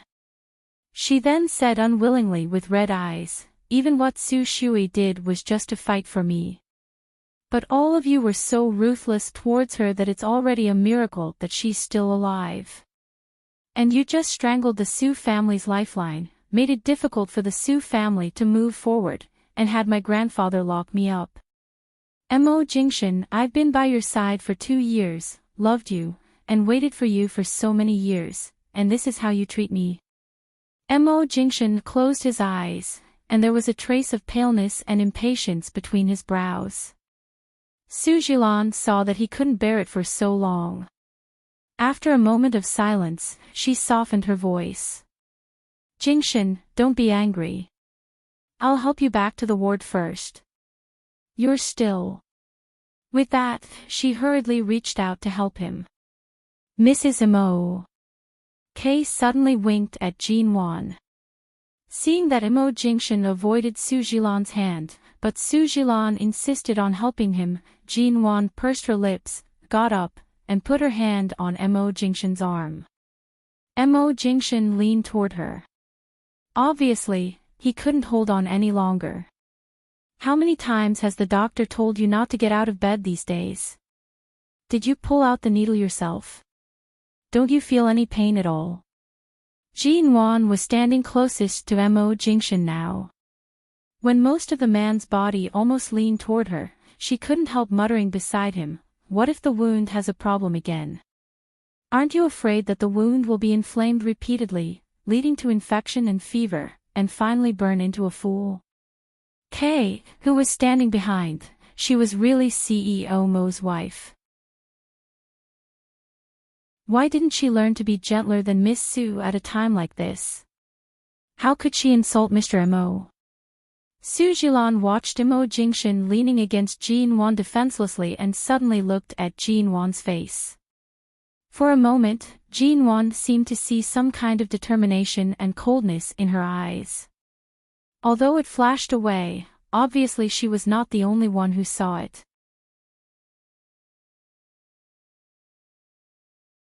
Chapter 333. Jin Wan raised her hand and held Mo Jingshan's arm, noticing that at that moment, he seemed to have intentionally moved in front of her. She remembered that Feng Ling had said that Miss Su had intermittent mania, but Su Jilan couldn't be so irrational as to do anything out of line in such a place. At the same time, Mo Jingshan took Jin Wan's hand and held it, silently giving her a sense of steadiness and peace, not letting her be affected by these things. Their movements didn't escape Su Jilan's eyes. Su Jilan looked at their interlocked hands and said bitterly, "Jingshan, we've been together for 2 years. I've worked overtime with you, and I've gone on business trips with you. You and I have experienced as much as Jin Wan. I've been honest with you. I didn't mean to lie to you, but it's unfair for you to deny my feelings for you. I've been waiting for you for so many years. Enough." Mo Jingshan's pale face added more indifference to his clear and cold look. Starting with a lie is doomed to have no ending. Miss Su's feelings are just your obsession. I don't owe you anything, and I don't need to be responsible for you. Go. Don't embarrass yourself too much. Miss Su. Kay consciously took it as Mr. Mo's order, so he immediately approached Su Jilan and said politely, "Mr. and Mrs. Mo are not in good health now. Please leave." Su Jilan nodded and said, "Mr. and Mrs. Mo, please leave." Su Jilan still wanted to speak, but Kay stood in front of her. Su Jilan's hands kept shaking. She tried to control her emotions, but the sadness in her eyes was very obvious. The atmosphere here was really not good for her. She took a deep breath and said, "Okay, I'll go back. Jingshan, take care of yourself. When you're discharged from the hospital, Miss Su, please." Before she finished speaking, Kay, who had been standing in front of her, reached out to the door. Su Jilan clenched her fingers, managed to maintain the last trace of demeanor, and walked out. Kay decisively blocked her view all the way to prevent her from looking into the ward. When the two of them walked away, Nan Heng, who had been leaning against the door of the ward, glanced at Mo Jingshan, whose face was frighteningly pale. "Are you sure you can hold on?" As soon as he finished speaking, Mo Jingshan couldn't answer him at all. With Jin Wan's cry of surprise, the man in front of her leaned toward her. She rushed to hold him. Jin Wan was startled. She immediately tightened her grip on him, afraid that he would fall. Nanhing frowned and turned to call the nurse. When the doctor and nurse came over and hurriedly helped Mo Jingshan up, Jin Wan looked at the blood on her hand and then at the blood oozing from the back of Mo Jingshan's light blue hospital gown. Her heart skipped a beat. His ward was 4 floors away from hers. Su Jilan hadn't been here for long, and he had suddenly come. How on earth did he get the news, pull out the needles, and come here? His injury wasn't just a simple flesh wound. He had heard from the doctor that the sharp part of the gun but didn't hurt his bones, but the wound was so deep that the bone could be seen. It wasn't easy for him to recuperate for 2 or 3 days. When it was almost healed, he got out of bed again. It was getting dark. "Jin Wan, you're really a jinx." Outside the ward, Nanheng looked at the woman standing in front of the door with a sigh. Jin Wan, after Mo Jingshan was brought back to the ward by the medical staff, the wound was retreated, the bleeding was stopped, and the medicine was applied. As she said, Mo Jingshan's wound was sore and the inflammation had not subsided. A few hours later, Mo Jingshan began to have a high fever, and his temperature soared to 40 degrees. If he hadn't been in the hospital, he might really have been burnt out if the fever had been delayed any longer. The medical staff was still in the ward, so Jin Wan couldn't go in now. She could only stand outside and accept the baptism of Nanheng's eyes. I've been watching him every moment of the day and told him not to move, but when I went back to the ward to take a shower, you all forgot to keep an eye on him. Kay didn't dare to stop him, and the others didn't know to stop him either. Didn't they know that the wound on his back would have a problem if he came out like this? So what if I stopped him? It's your own man who was scared today. How can you blame it on me? Jin Wan glared at him. I've just been bombarded by my ex-girlfriend and stimulated physically and mentally, and faced with my husband's high fever and coma. Can't you take my mood into consideration and comfort me a little? Nanheng rolled his eyes at her. I don't see how you've been stimulated by your ex-girlfriend. Jin Wan also glared at him. I haven't had time to be stimulated, but the person you failed to stop has rushed into the ward. You want to be stimulated, don't you? Nanheng raised his cold eyebrows. If you're willing to listen, I don't mind telling you how Mo Jingshan and Su Zhilan got together. No matter how sincere and how insincere they were, Miss Su is right. They've been together for 2 years, and it's not impossible for them to forget each other. It's not impossible for them to fall in love with each other over time. I don't want to listen. Jin Wan looked resolute. Didn't you just say you want to be stimulated? I find that since Mo Jingshan and I got together, you've been particularly against us. I'm not interested in Su Zhilan's past, but I'm very interested in you now. Why are you interested in me? You act as if you'll die if you don't say something to me every day. I always feel as if I've robbed your man. Nanheng, do you have feelings for Mo Jingshan? Jin Wan looked at him meaningfully, and when Nanheng choked on the cigarette and coughed several times, she glanced at Feng Ling who had just come out of the elevator.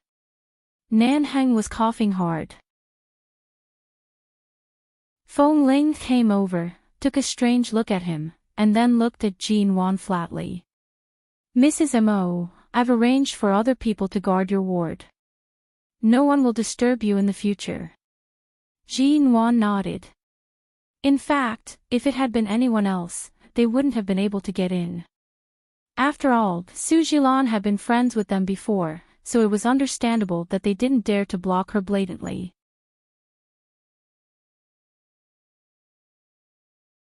Chapter 334. Understanding the meaning behind Jin Wan's words, Feng Ling said, "We'll investigate those people. Right now, they've already been replaced. Don't worry." Not long after, the doctor came out of the ward. He said that Mo Jingshan had been given an injection to reduce his fever, but his fever was still obvious. His body temperature was only under 39 degrees, and he was still running a high fever. In the next few hours, before his fever completely subsided, someone would have to stay up all night to take care of him and lower his body temperature. They would also have to feed him warm water frequently. With Jin Wan here, naturally, no one would snatch this task from her. In the dead of the night, Nanheng returned to the base. Feng Ling rested on the long bench outside the ward. The room was quiet. Mo Jingshan was still sleeping. His complexion was different from when he was running a high fever. Right now, his body temperature had dropped slightly. The man's usually handsome face was pale. He was sleeping too quietly. Jin Wan felt even more anxious in her heart. She did not know when his injuries would completely recover. She reached out to touch his forehead. It was indeed still very hot. Jinwan stood up to bring in the new ice pack that the nurse had just brought in. After holding it in her hand for a while, she carefully placed it on his head. Although Mo Jingshan was unconscious, he did not seem to be sleeping well. Due to the coldness on his head, he unconsciously furrowed his brows. Jinwan gently placed her hand on his shoulder, patting him gently as she said, "You're running a fever. Sleep well. Right now, you don't have to worry about anything. You just need to sleep well and bring your fever down as soon as possible." She was not sure if her words were effective or if Mo Jingshan was not too awake, but not long after she spoke, the man's breathing returned to normal. He had already fallen into a deep sleep. Such an obedient Mo Jingshan, if not for his worrying pale complexion, Jinwan would have found him slightly adorable. His appearance when he was asleep was completely different from when he was awake. In this world, it was likely that not many people would have the opportunity to see such a fragile, quiet, and defenseless Mo Jingshan. Jinwan pulled a chair over and sat by the bed. From time to time, she touched his head and hands and occasionally used the electronic thermometer to measure his temperature. For 2 consecutive hours, she tried to find a way to feed him warm water and wipe his palms and neck with a towel dipped in warm water. 2 hours later, Mo Jingshan's body temperature finally dropped to around 37 degrees. After confirming that his fever was gone, Jinwan carefully removed the ice pack from his head and gently wiped his face. She then sat by the bed and watched him sleep under the faint light of the ward. The man's face was still pale. He just lay quietly on the bed. The bruise on his brow bone a few days ago had disappeared. His clean appearance had an inexplicable kind of sickly beauty. She recalled how this man had stood in her hospital room during the day and treated Sujilan with no emotion. He was so cold that he seemed to be able to isolate himself from all other women except for her. Jinwan supported her chin with one hand and leaned against the edge of the bed. She watched the man's sleeping face and gently held his hand. She slowly and gently intertwined her fingers with his, palm against palm. Jinwan did not know how she had fallen asleep. When she suddenly woke up, she felt that her head was slightly heavy. She abruptly raised her eyes and met the man's ink-black eyes. "When did you wake up?" Feeling that his hand had unknowingly touched her head, Jinwan rushed to sit up straight and raised her hand to gently pull it down. She felt the temperature of his hand and confirmed that his fever was no longer rising. Only then did she relax. "I actually fell asleep. Wait a moment. I'll go call the doctor." "There's no need to call the doctor. Your fever has already subsided. What's the point of calling them?" Mo Jingshan held her hand and did not let her go. "You had a high fever last night and only went down after midnight. Let the doctor come and check, it's just an infection. I'll just take a few more days of anti-inflammatory medicine and injections. There's no need to make such a big fuss." The man's voice was lower than a few days ago, but each word was clear. "You took care of me for an entire night. Have you forgotten that you're pregnant? There are senior nurses in the hospital, but if they're here, it won't be convenient for me to come in to see you. Besides, your fever was too serious last night. If I'm not here, I won't be able to sleep. I might as well stay here to watch over you." Jinwan smiled and habitually touched his forehead. "Then I'll call Fengling to buy some food." Feeling his body temperature, Jinwan sat by the bed with a sigh of relief and rubbed her face against his palm. She said with dim eyes, "Don't do this again in the future. I'm afraid that the wound will become infected, and you pulled out the anti-inflammatory needle. In fact, whether it's Miss Sue or anyone else, it doesn't matter. Even if you want to protect me, you have to see if your body can take it. I'm not a little white flower that can be easily bullied. As long as I'm firm enough, no one can do anything to me. But you, now that you're injured like this, if we stand outside and are blown by the wind, the first one to fall will definitely be you. No matter how powerful you are, you have to know your limits now, okay? You speak as if I'm already so old that I can't get out of bed with a little injury. I'm not that fragile. The man chuckled lightly. TSK, then get out of bed if you have the ability. If you have the ability, don't let the wound get infected. An inflamed high fever is more serious than a normal cold. It's really scary to have a fever of 40 degrees Celsius and be unconscious. Jin-won picked up a hospital note by the side. On it was written the temperature she had recorded when she helped him take his temperature several times last night. Look at it yourself. If I had a fever like this, wouldn't you be angry at me for not taking care of my body?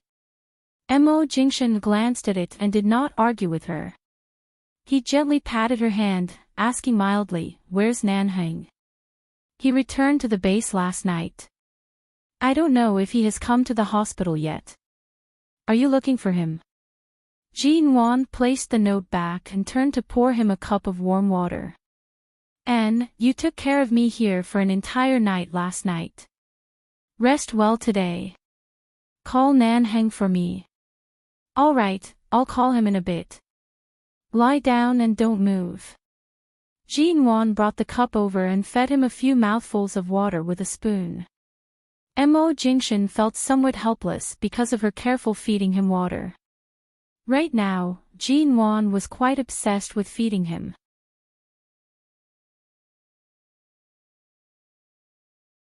Chapter 335.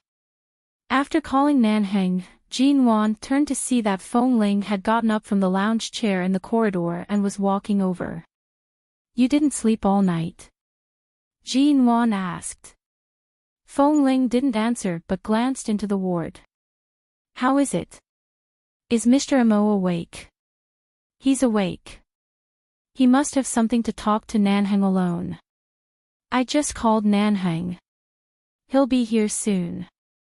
Jin-won glanced at Feng Ling. You weren't in the hospital yesterday afternoon. Where did you go? Feng Ling paused and said lightly, I dealt with some personal matters. Jin-won glanced at her again. Even though she could see that Feng Ling had something on her mind, she didn't ask more and just asked her to help buy some food. Jin-won took care of Mo Jingshan all night and didn't sleep well. Her face was haggard that she didn't notice. Feng Ling was now in charge of Jin-won's daily needs and knew some of her habits like the back of her hand. Seeing that Jin-won didn't intend to sleep after returning to the ward and didn't look very good, she went out to buy some food and came back with other things on her way back. Mrs. Mo, do you want a mask? When Feng Ling pushed the door open, Jin-won was lying on the bed with her eyes closed, trying to sleep. But she really couldn't sleep.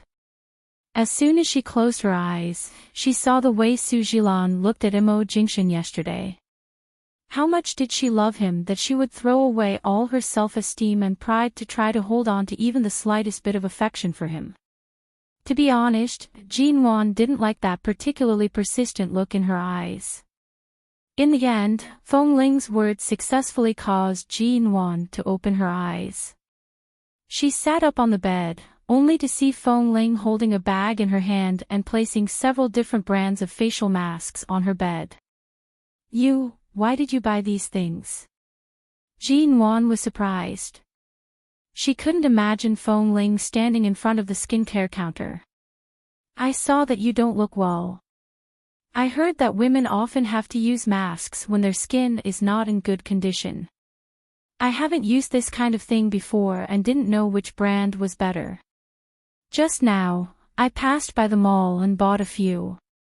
Hearing her words, Jin-won picked up two of the masks and looked at them. The corner of her mouth twitched. It was obvious that Feng Ling had never used any skincare products before. She had never used any facial masks either. In addition to whitening and moisturizing products, there were even products to tighten and remove wrinkles. The two of them were only in their early 20s, and their faces were full of collagen. They were very young, so how could they use these things? You haven't used it before. Jean Wan suddenly smiled and looked up at her. Feng Ling met her bright eyes and instantly understood what she meant. She took a step back and said, "Mrs. Mo, these are all for you. But I don't need that much." Jean Wan picked up two of the simplest moisturizing masks and waved to her. "Come here, don't hide so far away. Anyway, Nanheng is now in Imo Jingshan's ward, and the two of us can't go in. Instead of waiting here, we might as well do the masks together.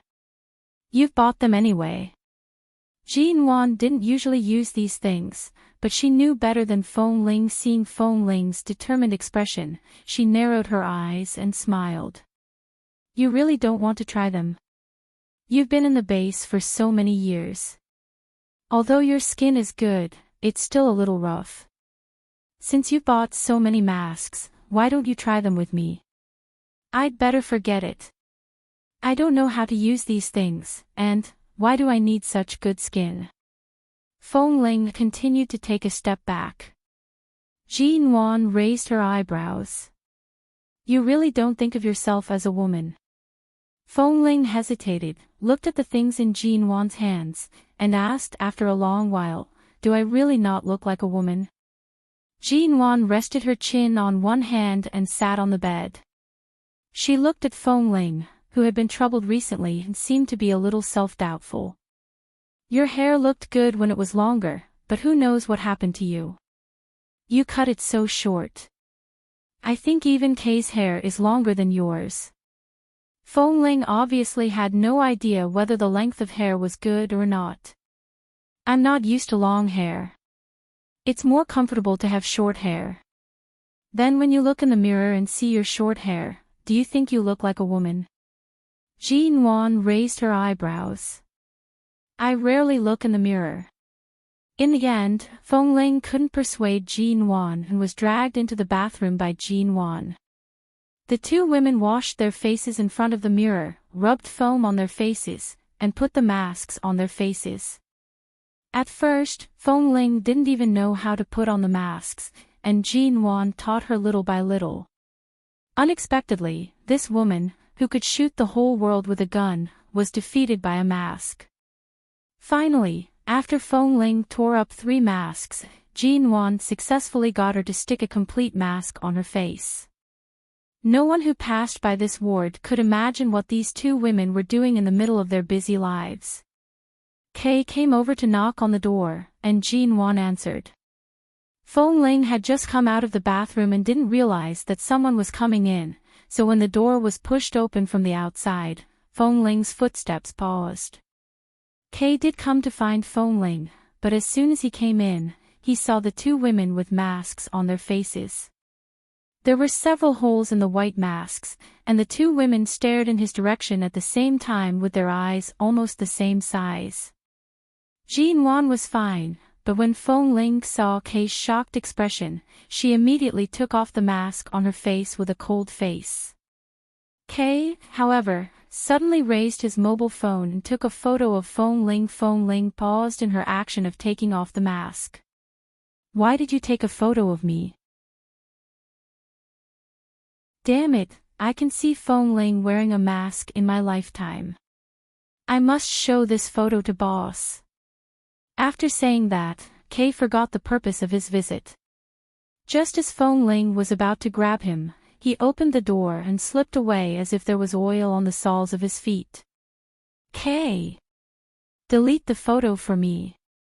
Feng Ling suddenly chased after him. Jean Wan was speechless as she watched the two of them dash out like the wind. First of all, Kay was as good as Feng Ling, and she didn't know whether Feng Ling could catch up with him. After all, Kay was tall and had long legs, but Feng Ling ran out with a mask on her face. Was she planning to let the whole hospital see her?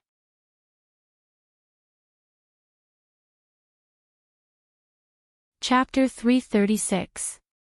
Give me your cell phone. Feng Ling glared at him fiercely. Kay pursed his lips and pointed at Feng Ling's face with his chin. You just came here like this. It doesn't matter if I delete the photo or not, huh? Feng Ling froze and realized that she just came out like this. She turned her eyes abruptly and met Nan Heng's eyes. What the hell are you doing? Nan Heng gave her a strange look. Feng Ling, Nan Heng reached out and peeled off the mask paper on Feng Ling's face. Seeing her face was covered with water, he raised his eyebrows and touched her chin with his fingers, only to touch a handful of wet and sticky essence. He immediately shook his hand in disgust. What the hell is this? Wet and sticky. Jean Wan had just washed her face and came over when she heard Nan Heng's ridicule from a distance. Feng Ling was about to raise her sleeve to wipe her face, when Jean Wan had come up to her and handed her the wet towel she had just brought. She then glanced at Kay, who was watching the fun, and Nan Heng, who was wiping his hand on Kay's clothes. Sure enough, you can't blame our Feng Ling for not being feminine. She stays with you guys every day. It's strange that she can be feminine. Feng Ling had wiped her face clean, but because she wiped too hard, the skin on her cheeks was a little red. Nan Heng glanced at Jean Wan and then at Feng Ling.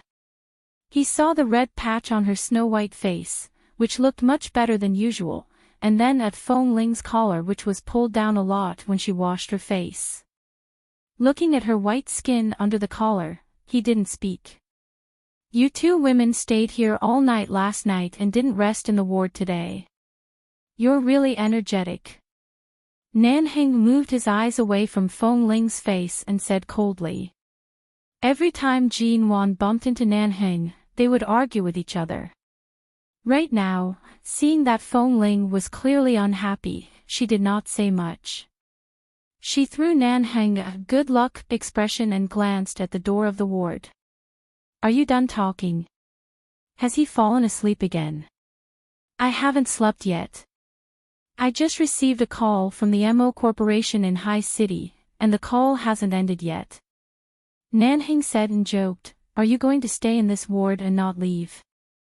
Do you need to ask the doctor to move your bed to this room so that you can stay here with him? That way, you won't have to squeeze into the same bed. Jean Wan knew he was teasing her, but she didn't reject him. She smiled. It seems like a good idea. Nan Heng sneered. In your dreams. Mrs. M.O., I'm going to wash my face, Feng Ling suddenly said coldly and turned to leave. Jean Wan turned to follow her. Seeing Feng Ling's cold face, she was about to comfort her. After all, Kay was just joking, and Nan Heng was obviously ridiculing her. She couldn't let Feng Ling suffer such a blow just because she rarely took a step in the direction of a woman. Before she could finish her sentence, the elevator door suddenly opened as soon as they reached the elevator. As soon as she met the eyes of the two people inside, Jean Wan paused. The two people inside also fixed their eyes on her when they saw her. Dad. Jean Wan hesitated and politely addressed him with this word. Mo Xiaozi looked at her coldly.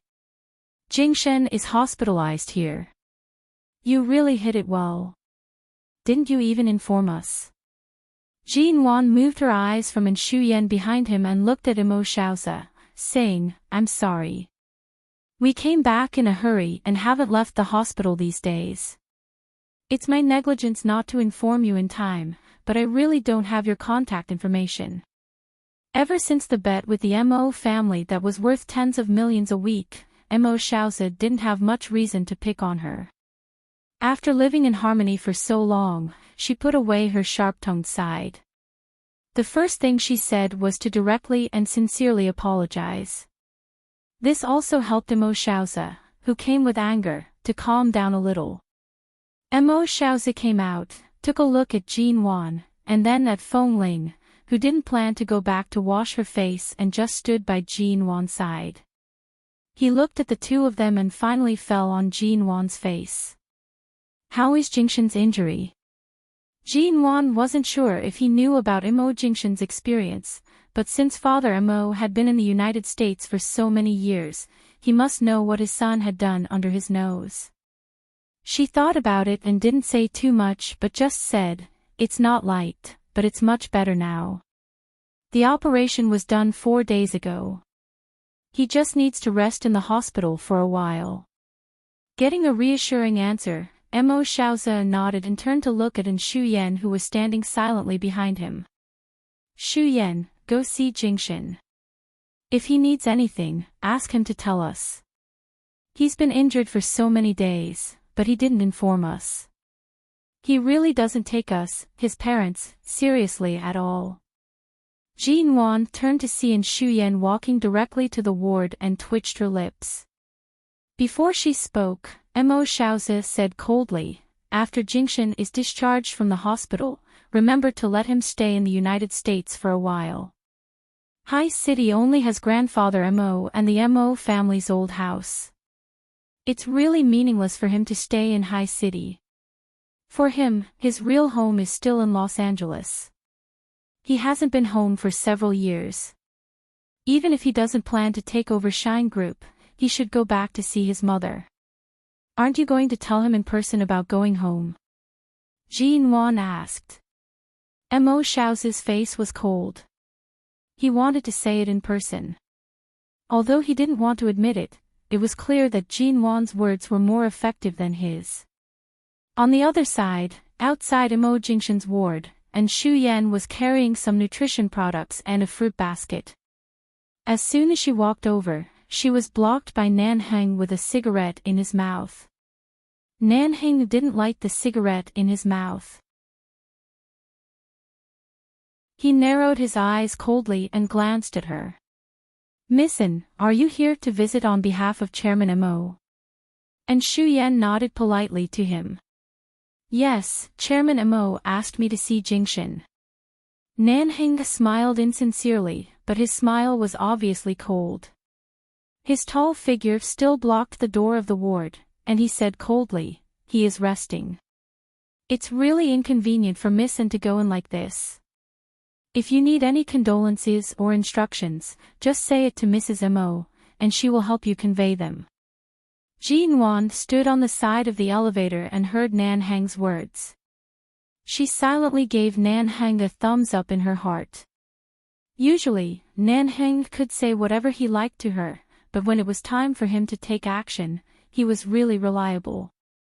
Although Mo Xiaozi had taken An Shuyan back to the United States, he brought her here today and now asked An Shuyan to visit Mo Jingshan. Obviously, he was still a little tempted and hadn't completely given up. Besides, this was the United States, Shine's territory, so he was even more brazen.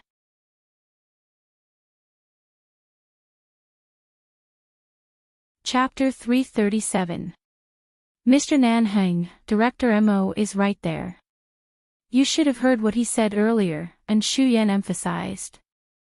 Nanheng removed the cigarette from his mouth, coldly narrowing his eyes. "I've been friends with Mo Jingshan for many years, but I have nothing to do with Shine Group. Director Mo should know my temper. I'm afraid unrelated people won't be able to enter my place."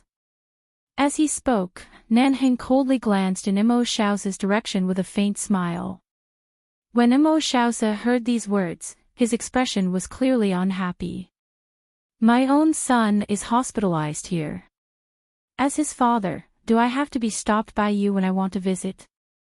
If Director Mo wishes to enter, of course, I won't stop you." Nanheng's tone was unhurried and indifferent. "But I'm afraid it's inappropriate for Miss An to enter. Mrs. Mo is still here watching. To let Miss An in, Director Mo, are you sure you're not joking?" Mo Xiaozi coldly furrowed his brows. And Shuyan walked away from the door and turned back. She looked at Jin Wan and handed the things in her hands to her. "Mrs. Mo, sorry for the trouble." Jin Wan's lips curved up slightly. She received it. "I thank Secretary An on Jingshan's behalf." Speaking up to hear, Jin Wan paused for a moment before saying, "I'll continue to call you Secretarian, right? Right now, you're the secretarial manager of Shine Group." Compared to when you were in the MO Corporation, your position is much higher. To be able to walk so smoothly in the workplace, it can be seen that Secretary Anne's work ability is indeed recognized. And Shu Yan politely nodded at her. The smile in her eyes was neither heavy nor faint. You can call me by my name or secretary, and Jean Wan exchanged a look with her. A woman's intuition had always been accurate. She thoughtfully watched Shu Yan for a few seconds before handing the things in her hands to Feng Ling, who had already reached out. Dad, are you going in to see Jingshan now? Jean Wan asked. Although it was not Mo Xiaozi who was shut out earlier, Nan Heng clearly did not give him any face by shutting Shu Yan out. Mo Xiaozi's expression was cold as he glanced in the direction of the ward. After a moment of silence, he said, "Since Jingshan is still resting, I won't go in. In another half a month, it will be the Chinese New Year. If he can be discharged by then, he can go home for a reunion dinner." Jean Wan nodded. "All right, I'll tell him." Mo Xiaozi took another look at her and was about to leave with a sullen face when he suddenly paused and turned to look at Shu Yan beside him. "Help her when you are not busy in the hospital. Jean Wan is not familiar with Los Angeles. She may need your help." "All right," Shu Yan said softly. Mo Xiaozi sighed from an angle that Jean Wan couldn't see and entered the elevator. After they left, Jean Wan looked at the door of the elevator and stared at the number that dropped from the top floor to the bottom floor. No matter what, Mo Xiaozi was Mo Jingshan's biological father. Even if Shu Yan could not enter, he could enter if he wanted to. However, Mo Xiaozi clearly had a temper. Or perhaps, his desire to control others was too strong. Anything that was out of his control could anger him. He came in a hurry and left in a hurry. There was not the slightest bit of father-son affection between them. If Mo Jingshan could be discharged in another half a month, was there really a need to go back? And just now, for a moment, Jean Wan felt, Shu Yan was no longer as proactive as when she first went to High City and the MO Corporation.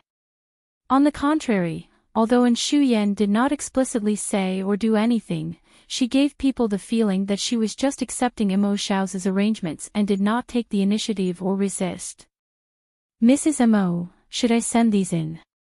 Feng Ling checked the fruit basket and nutrition products she had just received and asked after making sure there were no problems. Jean Wan's gaze moved away from the number 1 on the elevator and glanced at the things in the fruit basket. She could tell at a glance that these things were not bought by Mo Xiaozi. Given Mo Xiaozi's character, he probably wouldn't buy anything when he came to visit his son. The fruit was very exquisite. It was not the kind of fruit that could be bought casually in the supermarket near the hospital. It was a fruit that was usually very rare and had high nutritional content. Even the nutritional products were mostly good things that could enrich the blood. It could be seen that Shu Yan had done her homework before coming. This Shu Yan should have been very sober when she left High City, right? Then why had she acted as if everything had been arranged by Mo Xiaozi? Why had she acted as if she was innocent? In the following week, it was clear that many people who thought they could make a profit here were mercilessly shut out. Thus, this week, the hospital was especially quiet. No one dared to rashly come and disturb them. The last time Mo Jingshan's wound was inflamed, he only had a fever for one night. After that, his recovery was not bad. A week later, the skin on the surface of his wound had begun to heal, and he could occasionally get off the bed and walk normally. "The last time Dad asked you to go back for dinner after being discharged next week, do you have any plans?" Jean Wan supported him as they walked around the ward.